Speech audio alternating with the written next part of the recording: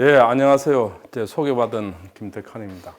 제가 이제 지난 2012년부터 제가 외부 강의를 본격적으로 했는데 한 300회 이상을 전국을 다니면서 했는데 오늘은 아주 특별한 날입니다. 제가 돈을 안 받고 유일하게 특강한 날이고 또 일요일 날 이렇게 또 아주 특강하고 또 우리 이렇게 소수를 모아놓고 특강한 아주 여러 가지로 오늘 우리 손 대사님은 사실은 이제 오랫동안 외교관 하시면 독일에서 오래 계셨어요. 오래 계시고 독일 통일, 한국 통일에서 베스트셀러도 내시고 다음에 여러분 기회 되면 손 대사님 한번 모셔서 독일 통일이 어떻게 했는지 꼭 한번 특강을 드리면 좋을 것 같습니다. 저는 이제 오늘 여러분들한테 이 내용의 이제 책 내용을 주로 말씀드릴 텐데 제가 이 책을 쓰게 된 배경과 또 제가 꿈꾸는 세상을 간단하게 말씀을 드리고 여러분들한테 특강을 시작하도록 하겠습니다. 저는 경상북도 의성 다인이라는 아주 시골에서 흙수저로 논두렁전기를 타고 태어났습니다. 논두렁전기 아시죠, 그죠? 그래서 이제 이 전기 안 들어오는 곳에서 중학교를 졸업하고 고등학교는 됐고 대학은 서울서 그다음에 독일 가서 박사학위도 따고 미국 대학에도 있었습니다. 그러니까 이제 인생을 저는 3모작이라고 봅니다. 1모작은 제도교육에서 열심히 이제 살아가는 거고 2모작은 제도교육에서 뭐 학위든 아니면 고시든 아니면 뭐 기술이든 하여튼 그걸로 이제 열심히 대다수가 이제 직장 생활을 하면서 살았죠. 그래서 저는 중앙일보를 마지막으로 이제 직장 생활을 끝내고 이제 지금은 인생 3모작을 살고 있습니다. 그 3모작의 꿈은 뭐냐? 넥스트 코리아 비욘드 저머니에서 대한민국이 독일을 뛰어넘어야만이 다시는 우리는 일본, 중국, 러시아, 미국부터 당하지 않는다는 이제 그런 목표 속에서 오랫동안 제가 준비한 것을 가지고 2012년부터 본격적으로 제 프로젝트를 시작했습니다. 그래서 1년에 한 번씩 이제 넥스트 코리아부터 넥스트 이코노미 리더십, 그다음 이번에 지금 6년째 7번째 책입니다. 넥스트 월드 앤 코리아에서 지금 세계 패권 전쟁이 벌어지고 있는데 지금 세계가 어떻게 흘러가고 있고 우리는 어떻게 준비해야 되는지를 이제 오늘 여러분한테 말씀드리고 그 이전에 이제 제가 오랫동안 준비했던 걸 이제 책으로 했습니다. 그 첫째가 이제 독일을 이제 뛰어넘어야 되고 두 번째로 이제 저는 우리도 독일 같이 평화 통일을 해야 된다고 봅니다. 그럼 어떻게 평화 통일을 할 것인가? 저는 한 15년 전으로 그 통일의 문이 조금 열리리라고 봅니다. 이제 그때 이제 우리가 해야 될 역할이 있다고 저는 봅니다. 그 다음에 이제 통일된 이 나라가 어떤 나라여야 될 것인가? 김구 선생은 이제 한없이 높은 문화국가를 꿈꿨는데 저는 부강한 신문명 국가를 꿈꾸고 있습니다. 그래서 제가 살았던 미국 사람들이, 그다음에 독일 사람들이 이민 오고 싶은 나라, 그죠? 그다음에 그쪽의 젊은이들이, 일본의 젊은이들이, 중국의 젊은이들이 유학 오고 싶은 나라를 만드는데 기여를 하면서 개마공원에서 이제 트레킹 하다가 막걸리 마시다가 등신불 되는 게 마지막 꿈입니다. 이제 등신불이 뭔지 아시죠, 그죠? 보통 박수 한번 나오는 데 있대는데.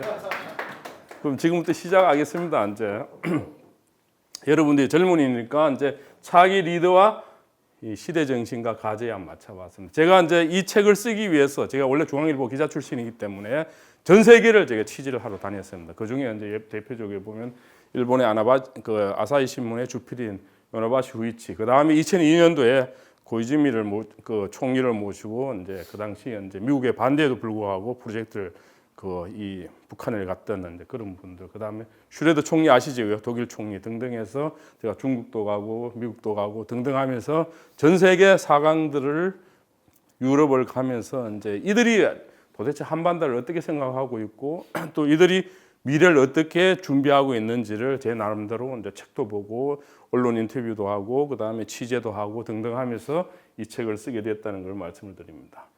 지난 100년을 보면 우리 역사는 사실 지옥입니다. 지옥.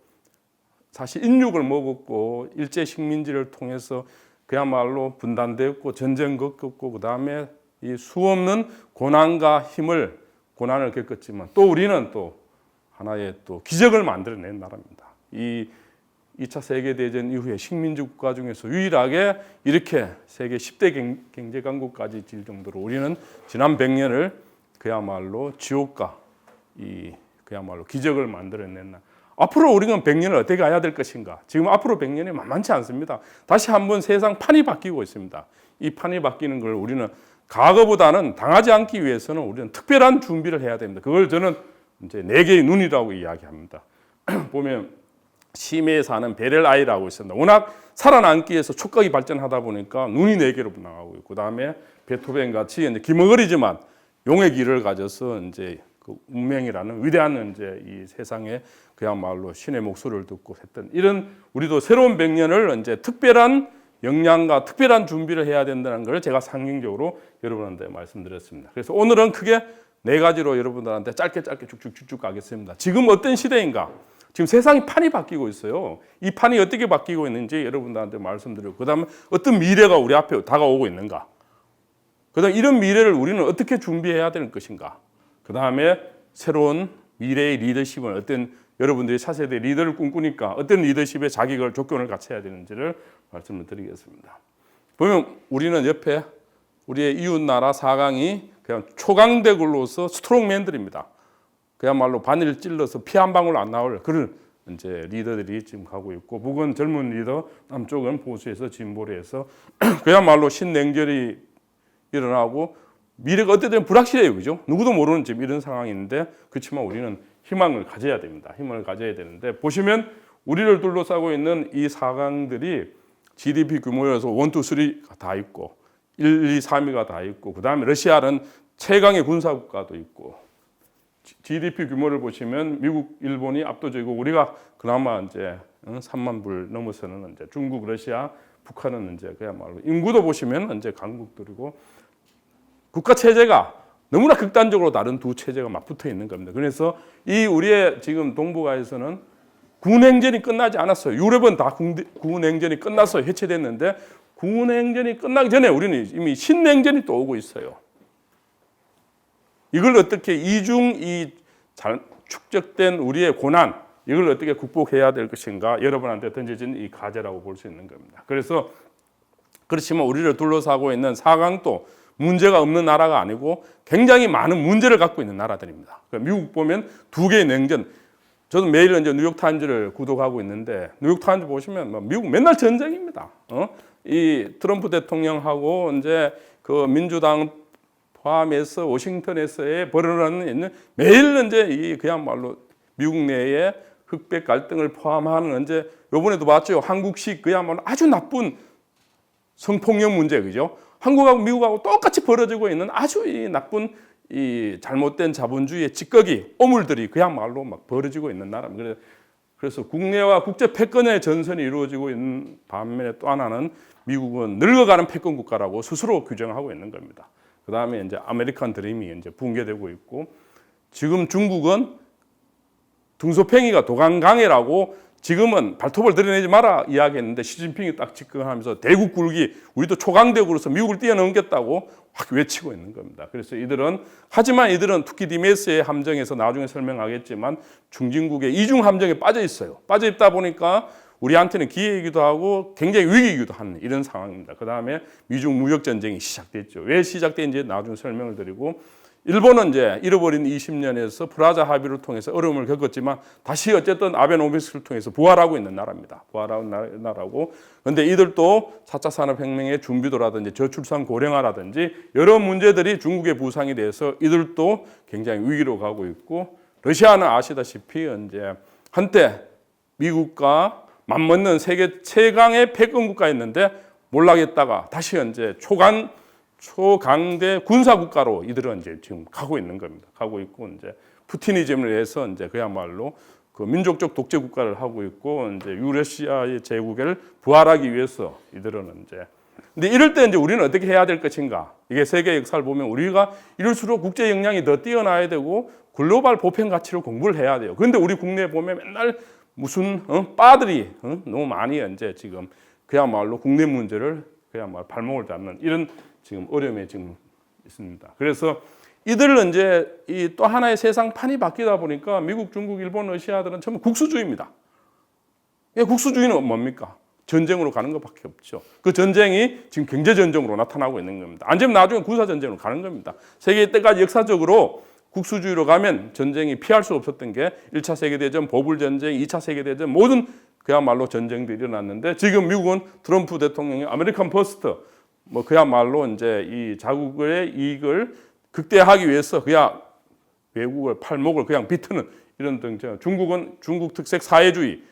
이 소련이 망했는데도 불구하고 우리는 중국식 사회주의로 통제하고 그야말로 외국에 대해서 억압하고 하겠다. 이래서 이들은 이제 중국 제조 2025와 1대1로 지역 패권주의를 하겠다고 이야기를 하고 있고, 그다음에 일본은 자기네들의 아베노믹스를 통해서 이제 헌법 개정을 통해서 전쟁 가능한 국가로 가겠다라고 이야기하고 있고, 푸틴은 뉴 그레이트 게임, 과거 영국하고 전쟁했던 이 세계 패권을 주고 미국하고 패권을 주고 경쟁했던 걸 다시 한번 하겠다고 그래서 지금 아방가드 무기라는 세계 최단의 무기들을 이들은 또 개발하고 있는, 그래서 신동방 정책을 이야기하고 있는 겁니다.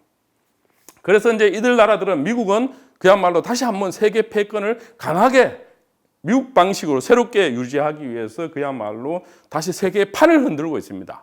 지난날의 보편적인 질서를 그들이 만들었던 질서를 이제 파괴하면서 흔들고 있고, 그 다음에 중국에서는, 지금 아시아에서는 중국이 미국을 밀어내기 시작한 겁니다. 밀어내기 위해서 아시아 패권을 가지고 1대1로라든지 AIB라든지 블록을 강화하고 있고, 이제 일본은 미들 파워로서 이제 그야말로 미국 없는 그야말로 이 아시아의 질서를 이들은 준비하면서 이미 EU와 그 다음에 최근에 7년 만에 처음으로 일중 정상회담까지 하면서 그야말로 이들은 또 외교 이 무대를 확장시켜가고 있고, 이제 러시아는 그야말로 다시 유라시아 패권이라는 그야말로 이 구소련권을 결속을 하면서 미국과의 군사 갈등을 하고 있는 겁니다. 그러면 우리는 어떻게 해야 될까? 나중에 설명을 드리겠습니다. 그래서 지금 보시면 이제 우리를 둘러싸고 있는 이제 트럼프, 시진핑, 푸틴, 이 아베에서 가장 어떻게 보면 고난도의 치열한 지금 싸움이 붙고 있는 겁니다. 근데 이때 이제 우리는 고립될 수도 있고, 오히려 우리가 이런 거를 위기로 활용할 수 있는데, 지금 우리의 외교는 사실 위기로 가고 있는 게 지금 오늘날 보여지는 현상들이죠. 나중에 구체적인 건 나중에 여러분이 보시고, 각 이해관계가 첨예하게 이제 경제 중심으로 가고 있다는 걸 여러분이 이제 볼 수 있는 겁니다. 그래서 이제 이들이 그러면 한반도에 대해서 어떤 이들의 본심, 야심을 갖고 있는가? 이게 이제 우리는 잘 파악해야 돼요. 과거식 방식으로 동맹이니까 이렇게 해서 우리 미래가 없는 거고, 미국은 우리의 점령국이자 선샤인, 여러분 드라마 보셨죠, 그죠? 우리의 진짜 당시 구한말에 한 맺힌 그야말로 약소국에 그야말로 미국으로 그야말로 이 어떻게 보면 유학 갔다 그럴까, 그야말로 또 어떻게 보면 이민 갔다 그럴까, 그런 한 젊은이의 그 무대를 가지고 한국의 수없는 드라마로 그때 미국하고의 그런 일본과의 갈등을 이제 극화시켜내는데, 그 선샤인이라는 개념이 한편에는 우리한테는 해방군이고 이들은 점령군이었죠, 그죠? 그리고 지금 또 어쨌든 미국은 우리한테 최고의 동맹국이자 또 한편에서는 우리를 가장 옥죄는 여러 가지 방식으로 이제 이 우리하고의 미래를 어떻게 풀어갈지 이제 여러분의 세대한테 던져지는 가장 큰 과제 중에 하나입니다. 이제 그 다음에 이제 중국. 뭐 중국은 이번에 그 시진핑이가 지금 트럼프한테 그 이야기 이 아르헨티나에서 미중 정상회담에서 한국 우리나라 속국이다 그 이야기한 거를 미 외교부가 부인하지 않았어요. 이제 그 트럼프 대통령이 그걸 발표했고, 이제 그 다음에 이들은 그야말로 이제 아시아 패권을 위해서 이제 미군 철수를 하라고 공식적으로 이야기하고 있는 나라고, 사드 배치했을 때 우리한테 보복하는 걸 여러분은 잘 느꼈을 겁니다. 그 다음에 일본은 우리한테 침략자이자 소위 냉전의 시대는 우리가 방패막입니다. 그야말로 일본은 우리 때문에 전쟁 특수도 받고, 그 다음에 한편에서는 이제 우리가 그야말로 방공의 최전선에 있으면서 소련과 그 다음에 중국의 북한의 이 부분을 이제 일본은 우리를 방패막이로 이제 생각하고 있는 거죠. 그리고 이제 러시아는 이제 여러분 우리 역사 속에서 가장 치욕적인 사건 중에 하나가 여러분 뭔지 아시죠, 그죠?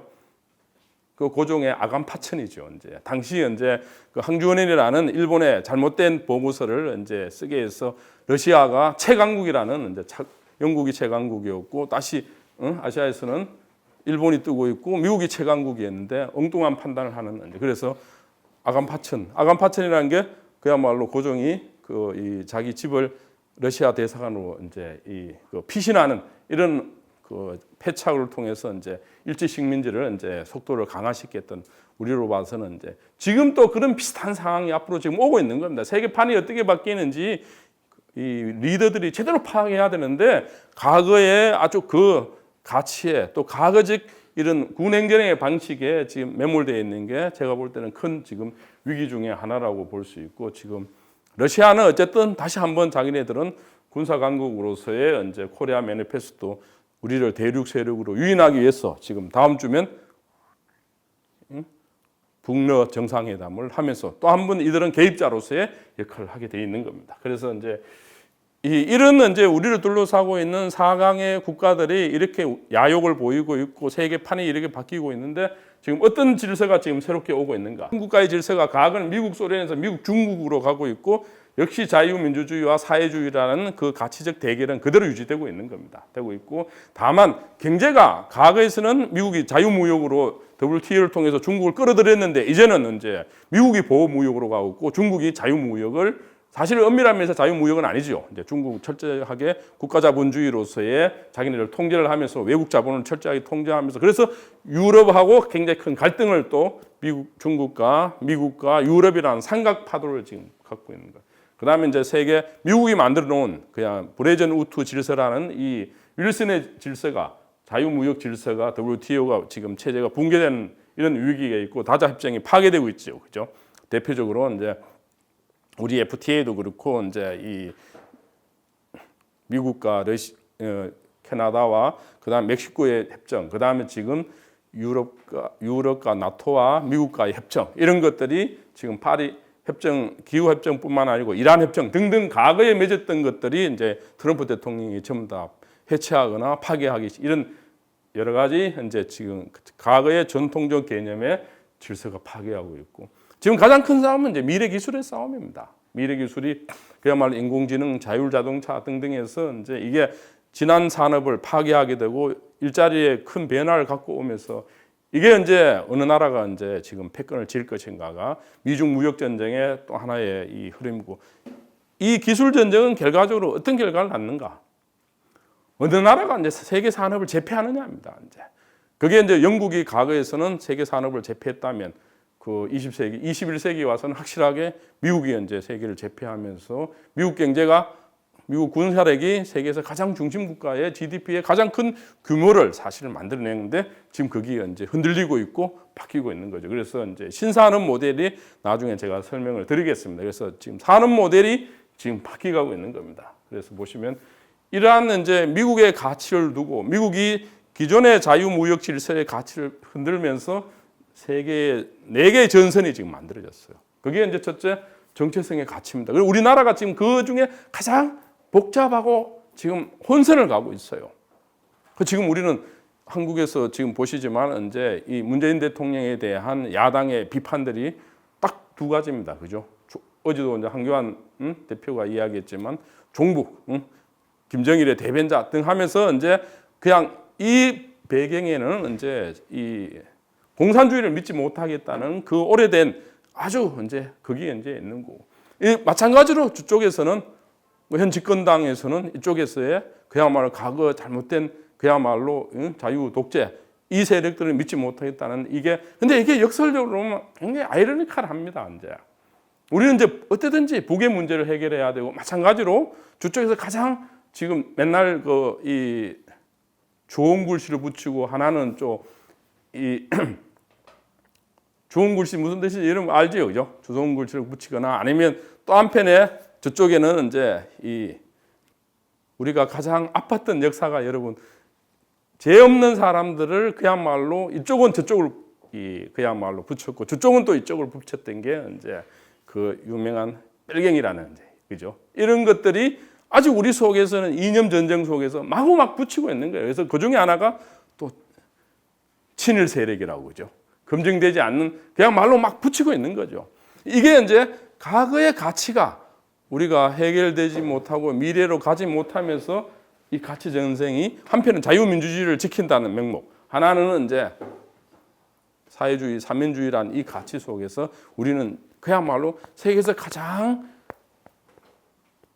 서양 기신을 가장 섬기는 나라가 돼버린 겁니다. 이제 아주 슬픈 역사고, 다른 하나는 리더십도 보시지만 이제 스트롱맨인데, 지금 메르켈이나 그 다음에 이 마크롱이 보이는, 또 우리 문재인 대통령이 어려울 수 있는 이유가 바로 이 민주적 리더십, 이게 이제 굉장히 어려운 상황이고, 아까도 말씀드렸지만 미국이 보호무역으로 가면서 그야말로 이제 지금 우리 같은 자유무역을 추구하는 나라들이 어려울 수밖에.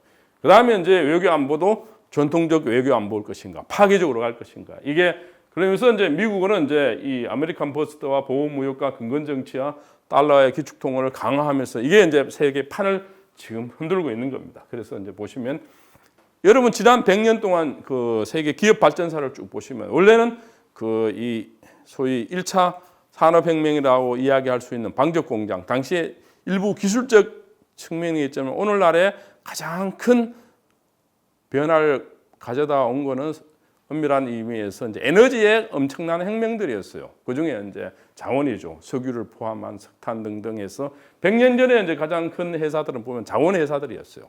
그런데 50년 전에 회사를 쭉 보면 자원 회사와 기술 회사들이 같이 어울려져 있었어. 가독이었다면 지금 100년에 오늘날의 세계를 압도하는 기업들은 보시면 다 플랫폼 회사들입니다. 이 플랫폼 경제가 그야말로 이 세계의 패권을 쥐고 있는 이 플랫폼 경제가 미국을 압도적으로 지금 세계에서 지금 앞서가는 다 또 창업자들이고, 그죠? 우리는 3대, 4대로 가고 있는데 이런 이제 기업의 변화에 대해서 여러분 보시면 이제 바로 이제 여기서 이제 미중 무역 전쟁이 시작될 수밖에 없는 규모의 경제를 볼 때는 미국이 압도적입니다. 압도적인데 유럽 보시지만 아무것도 아니고 유럽은 또 다른 무기가 있습니다. 나중에 설명드릴게요. 아시아를 보면은 이제 유일하게 삼성이 있지만 베트라고 해서 텐센트, 알리바바 등등 화웨이 등등해서 미국하고 맞먹는 이런 이제 중국의 플랫폼 경제가 만들어져 버린 겁니다. 그러다 보니까 이제 이 미국이 중국의 화웨이부터 이제 이 그 기업들을 그야말로 규제하기 시작할 때 중국도 구글하고 페이스북을 그야말로 중국에서 금지시키는 이런 식으로 맞붙기 시작한 거죠. 이제 이런 이제 지금 세계는 강력한 플랫폼 경제. 그래서 제가 유럽 독일 경제인들하고 정치인들이 그래요. 이제 지금 미국은 세계 패권 국가고 중국 역시 세계 패권 국가를 꿈꾸기 때문에 플랫폼 경제에서는 독일이 우리랑 마찬가지로 설 땅이 없다는 겁니다. 그런데 그럼 너희는 미래를 어떻게 준비하고 있느냐? 그래서 얘네들이 인더스트리 4.0이라는 새로운 전략을 준비했어요. 나중에 그걸 제가 설명을 드리겠습니다. 이렇게 이제 세계는 가고 있는데 이 세계를 패권을 쥐기 위해서 보시지만 이제 미국 스스로가 그럽니다. 크레이지 리더십입니다. 미쳐야 미치는 겁니다. 그죠? 미치지 않으면 미칠 수 없는 이제 이런 걸 이제 블랙 스완이라고 여러분 들어보셨죠. 그죠? 그때는 몰랐는데 지나고 나니까 그렇게 될 수밖에 없었던 그런 이제 트럼프가 대통령 선거에 이기고 오늘날 미중 무역 전쟁도 등등 또 블랙 스완과 거래의 달인에서 지금 북미 관계도 이걸 잘 보여주고 있는 거죠. 그래서 제가 볼 땐 갑갑한 거죠. 트럼프를 북이 좀 더 연구를 하고 공부를 해야 되는데 우리 현 정부도 마찬가지입니다. 너무 이게 좀 안타까운 면이 있고 그 다음에 이제 아시지만 여러분들은 그 트럼프는 세 가지 자기의 뿌리가 있습니다. 뭐냐? 비즈니스. 그죠? 하나는 쇼입니다. 쇼. 그 다음에 거짓말을 밥 먹듯이 하죠. 그죠? 응? 언제 자기가 거짓말 했는지도 몰라요. 그죠? 이제 쇼, 그 다음 포퓰리즘에 그냥 강하고, 그 다음에 이단합니다. 워싱턴. 그러다 보니까 트럼피즘이라는 이제 새로운 이제 미국 정치사에 이단화가 나타나게 된 거고, 보십시오. 이제. 그죠? 시진핑 황제의 일이 스스로 황제라고 이야기합니다. 그래서 등소평이가 집단 지도체제를 만드는데 다 하면서 자기가 1인 지도체제, 자기도 황제가 되겠다고 이제 마오를 뛰어넘겠다고 21세기의 진시황을 이야기를 합니다. 부정하지 않습니다. 그 다음에 보시지만 아베 한편에는 이제 마초지만 한편은 푸들로 그야말로 이제 자기가 가장 존경하는 게 메이지 유신이고 일본을 다시 부강시켜야 된다는 이러한 목표 속에서 가장 장기 집권을 하고 있고 헌법 개정을 통해서 새로운 이제 이 전쟁 가능한 국가를 가겠다고 이야기해요. 보십시오. 푸틴 그죠? 이 짜르지요, 그죠? 그야말로 이제 마초 보이고 이제 그래서 강력한 권력의 민족 독재주의에 그야말로 신군사 강국을 가는. 그래서 이들이 이 스트롱맨 4명이 우리 한반도를 둘러싸고 있는 이제 그야말로 강력한 이제 이 충돌이 우리 상공에서 지금 이루어지고 있는 걸 우리가 알 수 있습니다. 그래서 이제 이 중에서 특히 이제 지금 소련이 과거 해체되고 이제 러시아가 부상하고 있지만 그 신경제냉정에 있어서의 가장 특징은 이제 4가지입니다. 첫째 뭐냐 하면 이제 지금 이미 아시아에서 시작되었어요. 보시지만 글로벌 패권을 가지고 미국이 압도적으로 해군력이 강했는데 지금 아시아에서는 이미 중국이 항공모함 2대를 가지고 그 다음에 신무기를 가지고 지금 1대1로 등을 가지고 이제 지금 도전을 하고 있고, 그 다음에 경제 패권 전쟁도 아까 제가 설명드렸던 플랫폼 경제에 그야말로 미국에 대해서 대항할 수 있는 건 중국이 이미 그야말로 이제 대항을 하고 있고, 그 다음에 기술도 있죠, 그죠? 기술도 이미 중국의 인공지능과 그 다음에 이제 이 여러분 전기차를 포함한 드론 이미 한국을 훨씬 뛰어넘었고, 이제 미국을 이제 그야말로 쫓아가고 있는 이런 상황이고, 그 다음에 이 세계 질서의 패권도 이제 중국이 만드는 이제 1대1로를 포함한 다자 무역에서의 중국의 패권 국가, 미국의 패권 국가, 이게 아시아에서 지금 그래서 이제 이거를 이제 하버드 대학 앨리스라는 교수가 있는데, 이걸 지금 자기가 연구한 거는 16번, 그러니까 이 그리스의 아테네와 스파르타의 전쟁으로부터 시작해서 지금 중국과 미국과 중국의, 그러니까 신흥 도전국이 기존의 패권 국가와 비슷하게 이렇게 도전해 올 때 기존의 패권 국가는 두려움을 일으켜서 전쟁을 한다는, 그래서 16번 중에 14번은 전쟁을 하고 2번을 평화적으로 풀었다는 이 투키디메스의 함정이 지금 미중에 빠져 있다고 지금 이야기를 하고 있는 겁니다. 그래서 이게 어디로 갈지는 이제 두고 봐야 되겠죠. 그래서 지금은 이제 이분이 이제 동독 마지막 총리였어요. 한스 모드로프인데 이제 제가 직접 만났는데, 이제 이분이 저한테 이제 한국이 잘 준비를 해야 된다고 제보고 이야기하면서 동맹은 없다고 이야기를 합니다. 이제 우리가 이제 과거에 냉전의 동맹에 워낙 지금 뿌리 깊게 지금 박에 있는 나라서, 그래서 보시지만 자유주의와 사회주의, 공정무역과 자유무역, 국제주의와 민족무역. 근데 미중의 그 전쟁터, 내 전쟁터가 이미 시작됐어요. 보시면 무역 전쟁이지만 디지털 플랫폼, 그죠? 지금 플랫폼 경제, 그 다음 해양 글로벌, 지금 지난번에 충돌 날 뻔했었죠, 그죠? 남중국해에서 지금 그대로 이제 위기 속에 가고 있고, 또 하나는 우주항공 사이버 전쟁, 그죠? 이렇게 막 하면서 이제 지금 새로운 전쟁터가 이제 만들어지고 있고, 이 세계적인 전문가들은 지금 현재 무역 전쟁의 상태가 있지만 앞으로 이 4단계까지 갈 수가 있다고 이야기합니다. 전면전은 핵 때문에 벌어질 수가 없는데, 그 다음에 금융통화, 그 다음 국지, 인한전쟁까지 갈 수 있는 이 가능성들을 지금 세계 전문가들은 지금 보고 있는 겁니다. 그래서 지금 미국도 관심 있고, 우리도 관심 있고, 중국, 그 유럽도 관심 있는 게 중국의 미래입니다. 중국이 도대체 어디로 갈 것인가? 왜 중국의 미래에 관심 있느냐 하면, 보통 이제 지금까지 그냥 19세기, 20세기, 21세기를 겪어오면서 보통 한 나라의 발전 국가가 독재를 하든 사회주의 국가를 하든 한 만불 중진국까지는 가는데, 그 이후로는 이제 일본이나 우리나 이제 주로 이제 아시아의 사령을 포함해서 자유민주주의 시장경제 체제로 가지 않고는 성공한 나라가 없어요. 근데 이제 중국이 이제 만불까지 왔는데, 여기는 오히려 사회주의를 강화하겠다고, 중국식 사회주의를 강화하겠다고 이러니까 이게 과연 성공할 것인가? 성공하면 이제 미국은 그야말로 이제 앞으로 이제 어려워지게 되는 거고, 이제 유럽에 오늘날 지켜왔던 자유민주주의라는 가치, 다른 하나는 그 사회적 그 시장 경제란 이 가치가, 그것만이 오늘날 후쿠시마가 이야기했던, 아니 그 후쿠야마가 이야기했던 역사의 종언이란 거기 아닐 수도 있다는 이게 이제 얼마든지 지금 세계적으로 논쟁을 붙고 있는데, 중국의 미래에 대해서는 크게 4가지로 지금 전망을 하고 있습니다. 세계적인 전문가들은 음양 이론에서, 음양이란 뭔가 알죠, 그죠? 지금 사회주의와 자본주의가 조화를 해서 지금같이 계속 부흥하는 모델이 있고, 그 다음에 블루 자세민에서 과거 영화에 도취하는 이제 이런 모델, 그러니까 지금 시진핑 모델입니다. 그래서 3번째 지하 감옥과 영해서 중국의 리더십이 지금 6세대로 가는데 지금 장기 집권으로 가고 있지 않습니까? 이게 뒤집어질 수도 있는 이제 그런 이제 3번째의 가능성. 그 다음에 4번째로 숨막히는 여행에서 소련같이 중국이 해체될 수도 있는 이제 이런 이제 4가지 가능성을 보고, 이제 지금 과연 중국이 고성장으로 갈 것인가, 투명한 나라로 갈 것인가, 아니면 저성장과 독재로 더 강화로 갈 것인가, 이걸 가지고 이제 미래를 지금 전망하고 있는 겁니다. 그래서 보시면 어쨌든 세계적인 이제 그 경제 연구소인데 프로그노스가 전망한 거에서 2040년에 GDP 규모가 지금부터 얼마 남았습니까?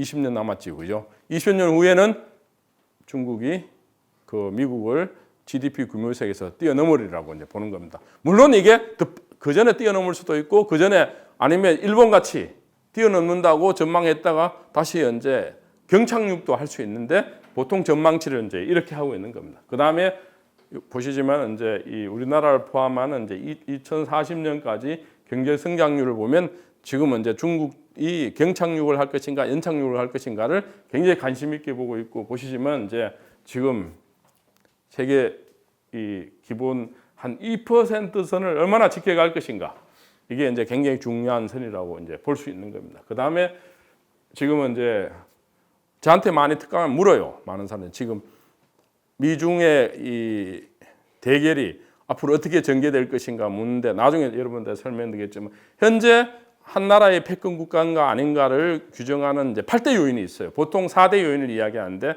제가 역사적으로 쭉 공부를 해보니까 한 8대 요인이 있는데, 미중의 관계에서 보면 4개 분야는 미국이 아주까지 압도적이고, 근데 다른 4개 분야는 이미 중국이 다 따라붙고 있어요. 보시지만 GDP는 거의 따라붙고 있죠, 그죠? 근데 개인 GDP는 보시지만 뭐 압도적으로 아주 너무 많은 차이를 갖고 있는 거고, 그러니까 개인이 얼마나 잘 사는가, 그 다음에 국방비도 너무 많은 차이가 있어요. 그 다음에 군사력도 굉장히 많은 차이가 있고, 기축통화도 굉장히 많은 차이가 있는데, 에너지도 이제 차이가 있어요. 그런데 이제 지적재산권과 소프트파워, 문화 인적 자원, 이런 것들이 중국이 거의 따라붙고 있고, 일부분은 이미 따라 넘고 있는 부분이 있습니다. 이게 이제 뭐냐? R&D 비용, 세계에서 인공지능을 포함해서 가장 많이 투자한 나라가 이제 중국이고, 지난번에도 이제 미중 무역 전쟁이 붙자 시진핑 주석이 중국의 전 공산당 간부를 부하고 그 베이징 교수들 특강을 시켜서 AR을 통해서 중국의 미래에 대국 굴기를 한다, 이런 걸 특강도 하고 전공산당 간부들을 통해서 그야말로 지금 학습하고 있는 이런 체제로 R&D로 어쨌든 미국을 최대한 빨리 뛰어넘겠다는 게 중국의 이제 전략이기도 합니다. 또 다른 하나는 제가 지난 그 미국의 퓨 연구소라고 있어요. 세계적인 연구소인데, 이 연구소가 2018년 전 세계 25 주요 25개 나라에 26,000명한테 설문조사를 한 게가 지난 10년 동안 가장 부상한 나라가 어디 나냐? 압도적으로 이제 중국이 높게 나오고, 그러면 앞으로 10년 동안 어느 나라가 그래도 가장 선호하고 세계를 이끌어갈 것인가? 아직까지는 이제 미국이 그야말로 높게 나오고 있는데, 여기 보시지만 러시아는 중국이 더 높게 나오고 있는 이제 이런 이제 추세인 것입니다. 그래서 근데 이러한 신냉전이 또 이제 세계 질서를 바꿔놓고 있는데, 이 아시아예요, 아시아. 그래서 보시면 중국은 진주 목걸이 같이 해서 지금 1대1로 사업, 그죠? 공항과 철도와 이런 것들을 계속 이제 확장시켜 가고 있고, 그 다음에 이제 인도는 해양 독트린 자기네들의 전략을 통해서 그야말로 새로운 전략을 만들어서 이제 미국과 이 중국의 그 중간에서 자기네들의 이제 이득을 확대하고, 그 다음에 가장 이제 결속력을 잘 보이는 게 아세안입니다. 아세안 10개 나라들이 뭉쳐서 지금은 지난번에도 아세안을 두고 이제 미국의 트럼프하고 베트남 다낭에서 그죠? 그 미국의 트럼프하고 중국의 시진핑이 이제 세게 붙었죠. 싸움을 하게 되고, 작년에도 이제 지금 트럼프 대통령 못 오고 시진핑 주석 때 그다음에 마이클 펜스 부통령이 이제 싸움을 하는 이제 이런, 여기서 이제 지금 가장 혜택을 보는 나라는 아시안에 있지만 베트남입니다. 베트남이 이제 미국과 중국 속에서 두 나라 다 싸워서 세계에서 유일한 이긴 나라입니다.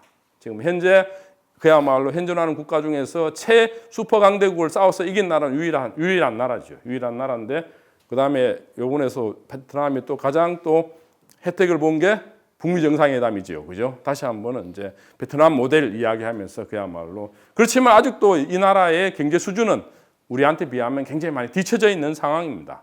이게 이제 지금 새로운 모델이라고 보고 있고, 그래서 이 새 신냉전이 우리한테는 어떤 위기를 주고 어떤 기회를 줄 것인가? 위기는 단순하게 설명하면 중국 경제 성장이 어려지고 또 이 세계 경제가 어려워지면 우리한테도 영향을 받을 거고, 특히 중국 제조업이 혁신하게 되면 우리는 이제 굉장히 어렵게 됩니다. 그게 왜 어렵게 되느냐 하면 쉽게 설명을 드릴게요. 이제 제가 2011년부터 2012년부터 넥스트 코리아 비욘드 점을 대한민국 미래는 중국을 뛰어넘어야 된다 그랬는데, 이걸 중국이 대한민국 정권은 받지 못하고 중국 정권이 받았어요. 그 중국 정권이 2015년도에 그걸 받아서 바로 중국 제조 2025를 발표해 버린 겁니다. 중국 제조 2025란 뭐냐면 2025년에 독일을 뛰어넘고 2040년에 미국을 뛰어넘어서 2049년도 100주기에 중국 공산당 100주기에 세계 최초강대국 패권국가 되겠다를 2015년도에 이들이 선언하게 된 겁니다. 그러니까 미국이 아뜨거라 하게 된 겁니다. 아뜨거라 해서 그걸 트럼프가 그야말로 잘 파악을 했고, 그 오바마는 어떻게 보면 스타일리스트입니다. 스타일리스트. 보면 엄청나게 답죠, 그죠? 그런데 이제 물론 훌륭한 정치적 리더십이 있지만 우리한테는 아무런 도움이 안 됐던 정치 리더예요. 그렇지만 트럼프는 그야말로 이제 그냥 이 확 그야말로 어쨌든 세계 판을 이제 흔드는 이제 이런 이 지금 흐름으로 가고 있다는 걸 말씀드리고 이제 그래서 우리는 대안은 이제 중국 의존도를 줄여야 되고 우리가 이제 앞서가야 돼요. 그래서 저는 넥스 코리아 비욘드 저머니라고 자꾸 외치는 이유가 우리가 이제 독일 뛰어넘어야 미래가 있고 만약에 진짜 중국이 독일을 뛰어넘으면 중국 제조 2025로 뛰어넘으면 우리는 미국의 하청업자가 아니고 미국하고는 우리는 국제적 분업을 했는데 중국하고는 우리는 하청 국가밖에 안 됩니다.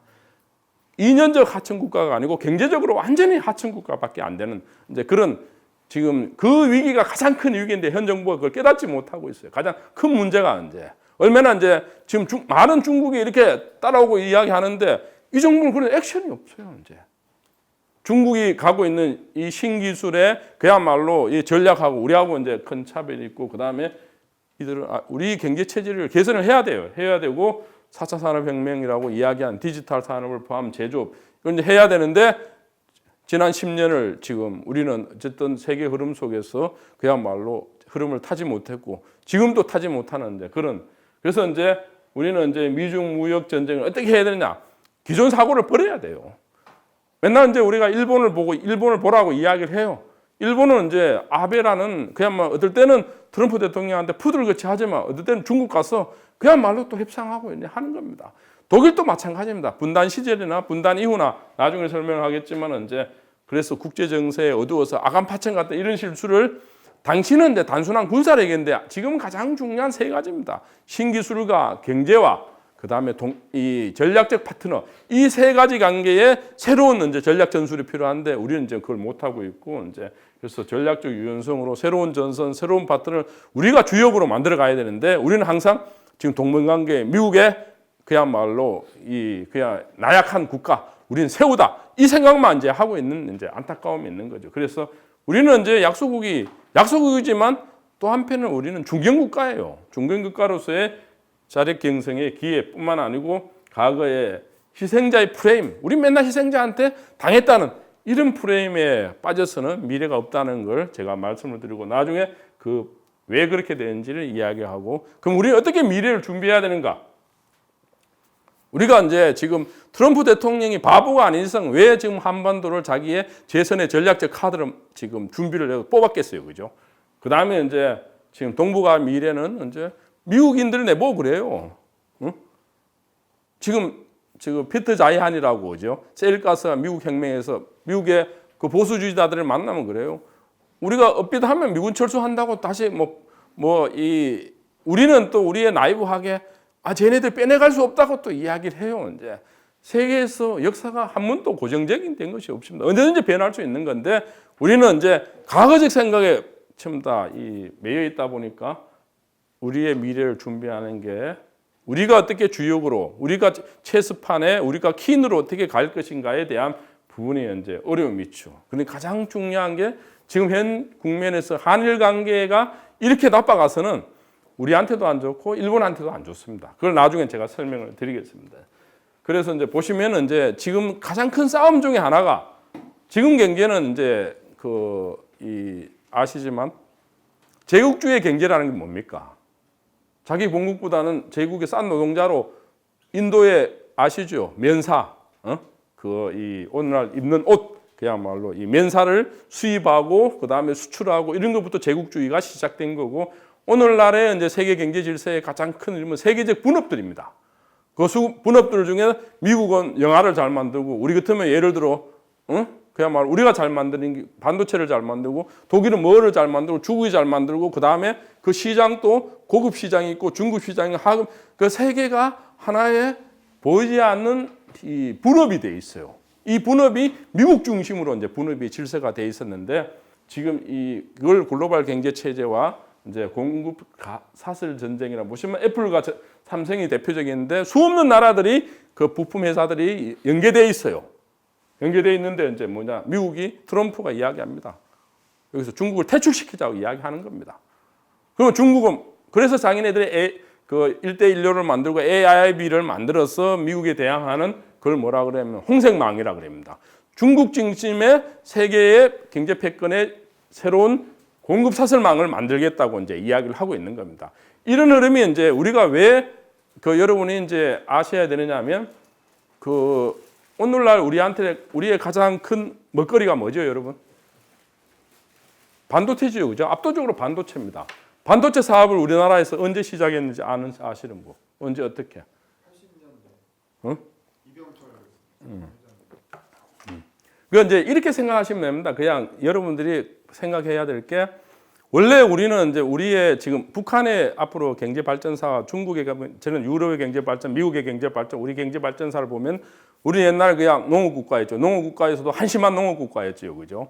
그랬다가 이제 많은 사람이 그냥 굶어서 죽고 그걸 이제 보릿고개 춘군기라고 이야기할 정도로 했다가 그 다음에 우리가 뭘로 갑니까? 가발 공장으로 시작하는 경공업으로 이제 시작한 거예요. 신발 공장, 그죠? 그 다음에 이제 그야말로 획기적으로 바뀐 게 이제 중화학공업으로 시작했다가 그 다음에 하이텍으로 가게 되는 겁니다. 그 하이텍 중에 하나가 이제 반도체지요, 그죠? 여러 가지 이제 자동차 산업 등등이 있는데 원래 이제 반도체 산업은 알다시피 미국과 일본과 독일과 이게 이제 세계적으로 초고난도 사업이니까 그쪽이었었어요. 그런데 이제 우리한테 이제 기회가 왔던 겁니다. 왜 기회가 왔느냐 하면 바로 일본이 1970년도 독일하고 그야말로 일본 경제가 승승장구를 했어요. 그래서 일본이 미국의 전체 땅을 다 산다고 이야기할 정도로 일본 경제가 부흥을 한때하면서 거의 GDP가 따라붙었죠. 따라붙었는데 이제 미국이 세계 패권 국가로서 이제 일본과 중국을 주저앉히기 시작한 거죠. 그게 이제 1985년도에 프라자 합의라는 건데 그때 이제 그나마 이제 이병철 회장과 이제 삼성에서 뭐를 봤느냐 하면 이 미국이 일본의 반도체 시장을 무릎을 꿇히기 시작하는 걸 본 거예요. 이제 그 빈틈을 보게 된 겁니다. 그 빈틈을 해서 초기에는 이제 굉장히 어려움이 많았죠. 한 10년 동안은 여러분 적잖은 거 알죠. 근데 이 반도체라는 건 이제 지금 중국은 정부가 모든 걸 지금 올인해서 이제 어마어마한 돈을 투자를 하고 있는데 당시 이제 우리는 어쨌든 기업들이 현대삼성이 이제 삼성현대가 이제 뛰어들었죠. 뛰어들어서 미국이 만들어 놓은 세계 질서, 아까 말씀드린 세계 글로벌 경제 체제와 공급 사슬망에 이게 변화를 보게 된 겁니다. 변화에 우리가 뛰어들면 가능성이 있다는 그 기업의 리더와 싱크탱크들의 판단이 오늘날 우리한테는 굉장히 맞아떨어진 거죠. 근데 그 판이 똑같이 지금 새로운 판이 짜지기 시작하고 있는 겁니다. 세계 이제 경제판에 그야말로 지금 새로운 판이 만들어지는데 우리는 이 판이 앞으로 어떤 판이 펼쳐지게 될 거고 우리한테는 10년, 20년 후에 어떤 지금 경제판이 만들어질 것인지에 대해서 여러분이 고민하고 공부하고 그래서 10년 후에 20년 후에 여러분의 세상이 어떤 세상일지를 여러분은 알아야 됩니다. 그런데 현 정부와 미래 리더들이 이런 걸 고민하고 공부를 해야 되는데 저도 얼마 전에 청와대 가서 한번 특강을 했었어요. 하면서 그쪽에 2040 TF팀 있는 거 알죠, 그죠? 비전 2040 있는데 그쪽 가서도 제가 이제 이야기를 했었는데 이제 지금 중요한 건 뭐냐면 책상 속에 그게 아니다. 현장을 가보고 특히 두 가지가 가장 중요합니다. 이제 지난 100년이 어떻게 흘러왔고 우리가 어떻게 여기 왔나 역사 인식이 좀 있어라. 괜히 패싸움만 하지 말고 무슨 그 다음에 지금 세계 각 국가들의 중심 국가들이 판을 어떻게 바꿔가고 있고 어떻게 벌려가고 있는지 디트로이트도 가보고 일본도 가보고 독일 현장에 뮌헨도 가보고 프랑스도 가보고 현장을 다 가봐라는데 안 가요. 이게 이제 지금 다시 판이 바뀌는 이 변화의 흐름에서 우리는 뭘 해야 되는지 여러분의 과제고 또 여러분의 기회라는 걸 이제 말씀을 드리고 그래서 이제 4차 산업혁명이라는 거 보시면 이제 미래 세계 경제를 패권 전쟁에 미중에 가장 중요한 게 기술 패권 전쟁이라고 말씀드렸죠, 그죠? 그래서 지금 이 신기술들이 이 10대 기술들이 어느 나라가 선점을 할 것인가 치열하게 이제 지금 싸움을 붙었고 지금 판과 메트라고 들어봤었죠, 그죠? 이 페이스북과 구글과 아마존과 이 싸움과 아까 했지만 이제 알리바바와 이제 텐센트와 이 뭐가 역제 중국의 3대 핵심 기업들의 이게 이제 지금 엄청난 이제 지금 플랫폼 경제로 글로벌 기업에 패권을 주고 지금 싸우고 있는 겁니다. 그런데 이제 우리는 이제 북한이라는 이제 한편은 우리한테 버든 짐이자 한편 또 우리가 기회에 대해서 북한이 있는데 쭉 보시면 이 북은 지난 우리가 이제 분단 이후 분단 이후 전쟁과 특히 전쟁을 통해서 지금까지 75년 동안 미국하고 한 10대 그야말로 풀 수 없는 모든 문제가 막 이게 10개의 큰 사건들이 있어요. 이게 이제 하루아침에 풀 수가 없는 겁니다. 근데 이 풀려면 그 남북의 리더들이 담대해져야 되는데 이 문제가 지금 굉장히 발목을 잡고 있는 거죠. 그래서 보시면 이제 우리한테는 이제 북한 경제가 발전을 해야 돼요. 대표적으로 이제 동서독 통일 과정 속에서 보면 통일 이후에서 소득 경제가 나빠진 것은 동독에 1조 7천억 유로라는 어마어마한 돈을 이제 투자하면서 한때 유럽이 병자라는 그런 소리까지 유럽의 병자라는 소리까지 들었거든요. 그걸 이제 극복했는데 우리는 에곤바를 만나거나 독일의 이제 과거의 위대한 정치 리더를 만나면 어쨌든 북이 빨리 경제가 큰 던점프를 해야 된다는 게 우리한테는 이제 미래의 희망이 있다는 걸 이야기하고 그래서 어쨌든 북이 개혁 개방으로 가져야 돼. 비핵화하고 개혁 개방을 해야 되는데 체제 보장이라든지 또 지난 오랫동안 쌓였던 이런 이 북의 문제 때문에 쉽게 북이 결정을 지금 확실하게 결단을 그야말로 완전한 결단을 못 내리고 있고 부분 결정만 내리고 있는 거죠. 그러니까 그걸 트럼프 대통령 받을 수 없다고 하면서 북미 간에 그야말로 이 정상화가 비핵화의 정상화가 이루어지지 않는 상황입니다. 그래서 지금은 이제 북이 어떻게 가야 될 것인가 그야말로 이제 미래에 우리하고 손을 잡고 가야 되는데 이게 정주영 회장의 리더십으로 만들어졌지만 이제 제3세계 모델입니다. 가발 공장부터 시작해서 이 제3세계 모델인데 이 컨텐츠 점프를 해줘야 돼요. 컨텐츠 점프를 하는데 이제 이분 누군가 알지요, 그죠? 대한민국 기장 유일하게 제가 단독 인터뷰하고 그야말로 같이 식사도 하고 이제 이랬었는데 이 양반이 제보고 그래요, 이제요. 응? 그 한국 기업에 6개 기업에 투자를 해서 지금 6개 기업이 다 잘 나가고 있죠. 이제 이분이 보고 이제 북의 그 저 인민들이 잘못된 체제 잘못된 지도자를 만나서 저거 고생하고 있지. 저 사람들 당신네들하고 똑같은 사람들이다. 저 사람들이 당신네들한테 기회 줬으면 오히려 북쪽이 한때 더 개방 원래 기독교로부터 이렇게 평양으로부터 먼저 기독교가 시작되는 거 알지요, 그죠? 훨씬 북쪽이 개혁 개방이 빠를 수도 있었는데 잘못된 체제와 지도자를 만났어. 그러니까 어쨌든 북으로 투자를 해야 된다고. 이 양반이 내보고도 이야기를 하고 있는 거죠. 북한식 인더스트리 4.0이 필요한 시대라고 저는 이야기를 하고 있는 겁니다. 근데 우리한테는 이제 지금 아까도 말씀드렸지만 이제 북을 어떻게 대해야 될 것인가 아직도 반공 콤플렉스에 있다든지 아니면 또 한편에서 뭡니까 강대국 미국 중국에 대해서 컴플렉스가 이 강대국 컴플렉스 우리한테 너무 많아요. 또 하나는 저는 가장 또 우리한테 문제가 많은 일본 컴플렉스예요. 이제 근데 일본인들은 제법 그래요. 이제는 우리가 김연아하고 저 누구죠? 일본 아사다 마오 누구 더 잘 압니까? 그죠? 축구, 한일 축구.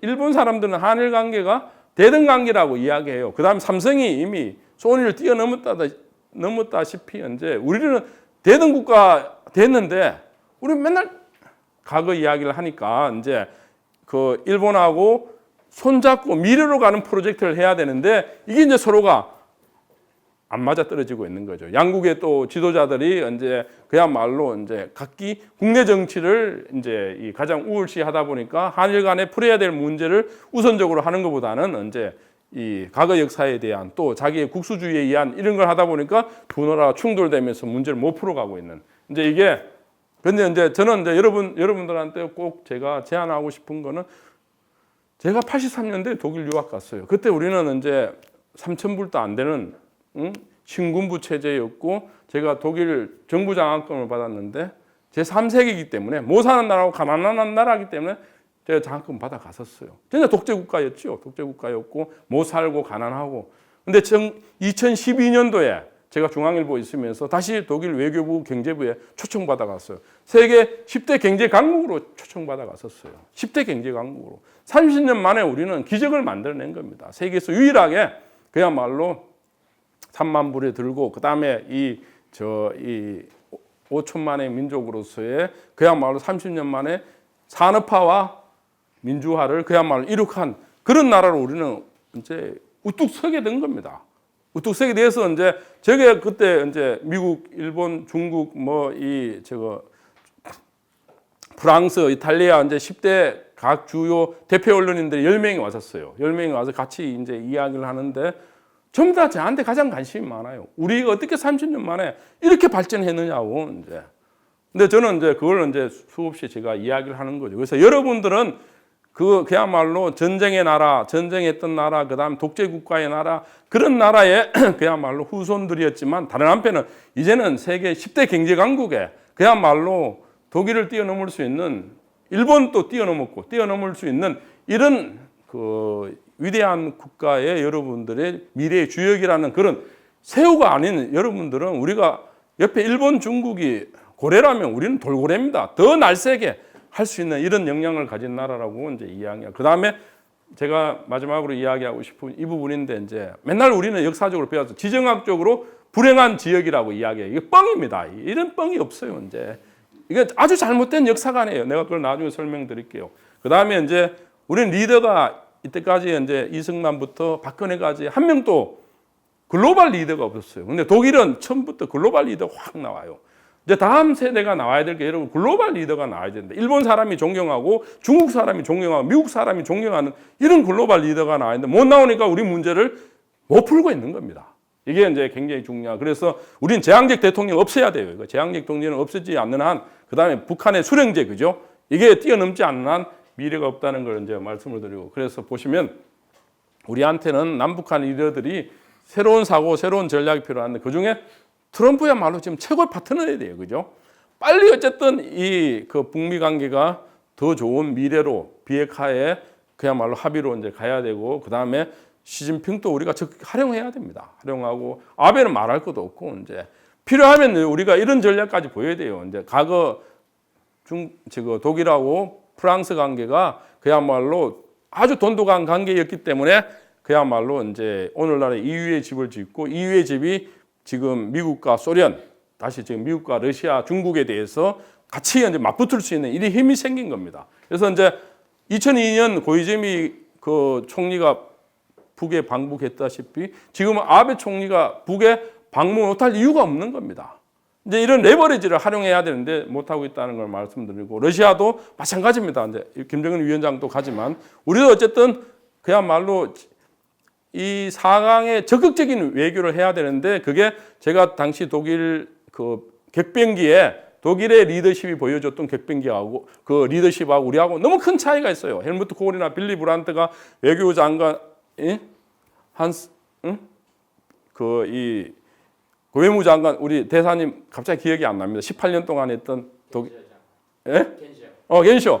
뭐 이분들은 이제 1년에 막 그 미테랑 대통령을 20번 만나고, 미국 부시 대통령 10번 만나고, 그야말로 이 고르바초프를 10번 만나고, 그다음에 이 겐셔 그야말로 외무부 장관은 그쪽에 살다시피 했어요. 이제 이렇게 적극적으로, 이제 왜냐하면 우리 문제를 우리가 안 풀면 누구가 풀어줍니까?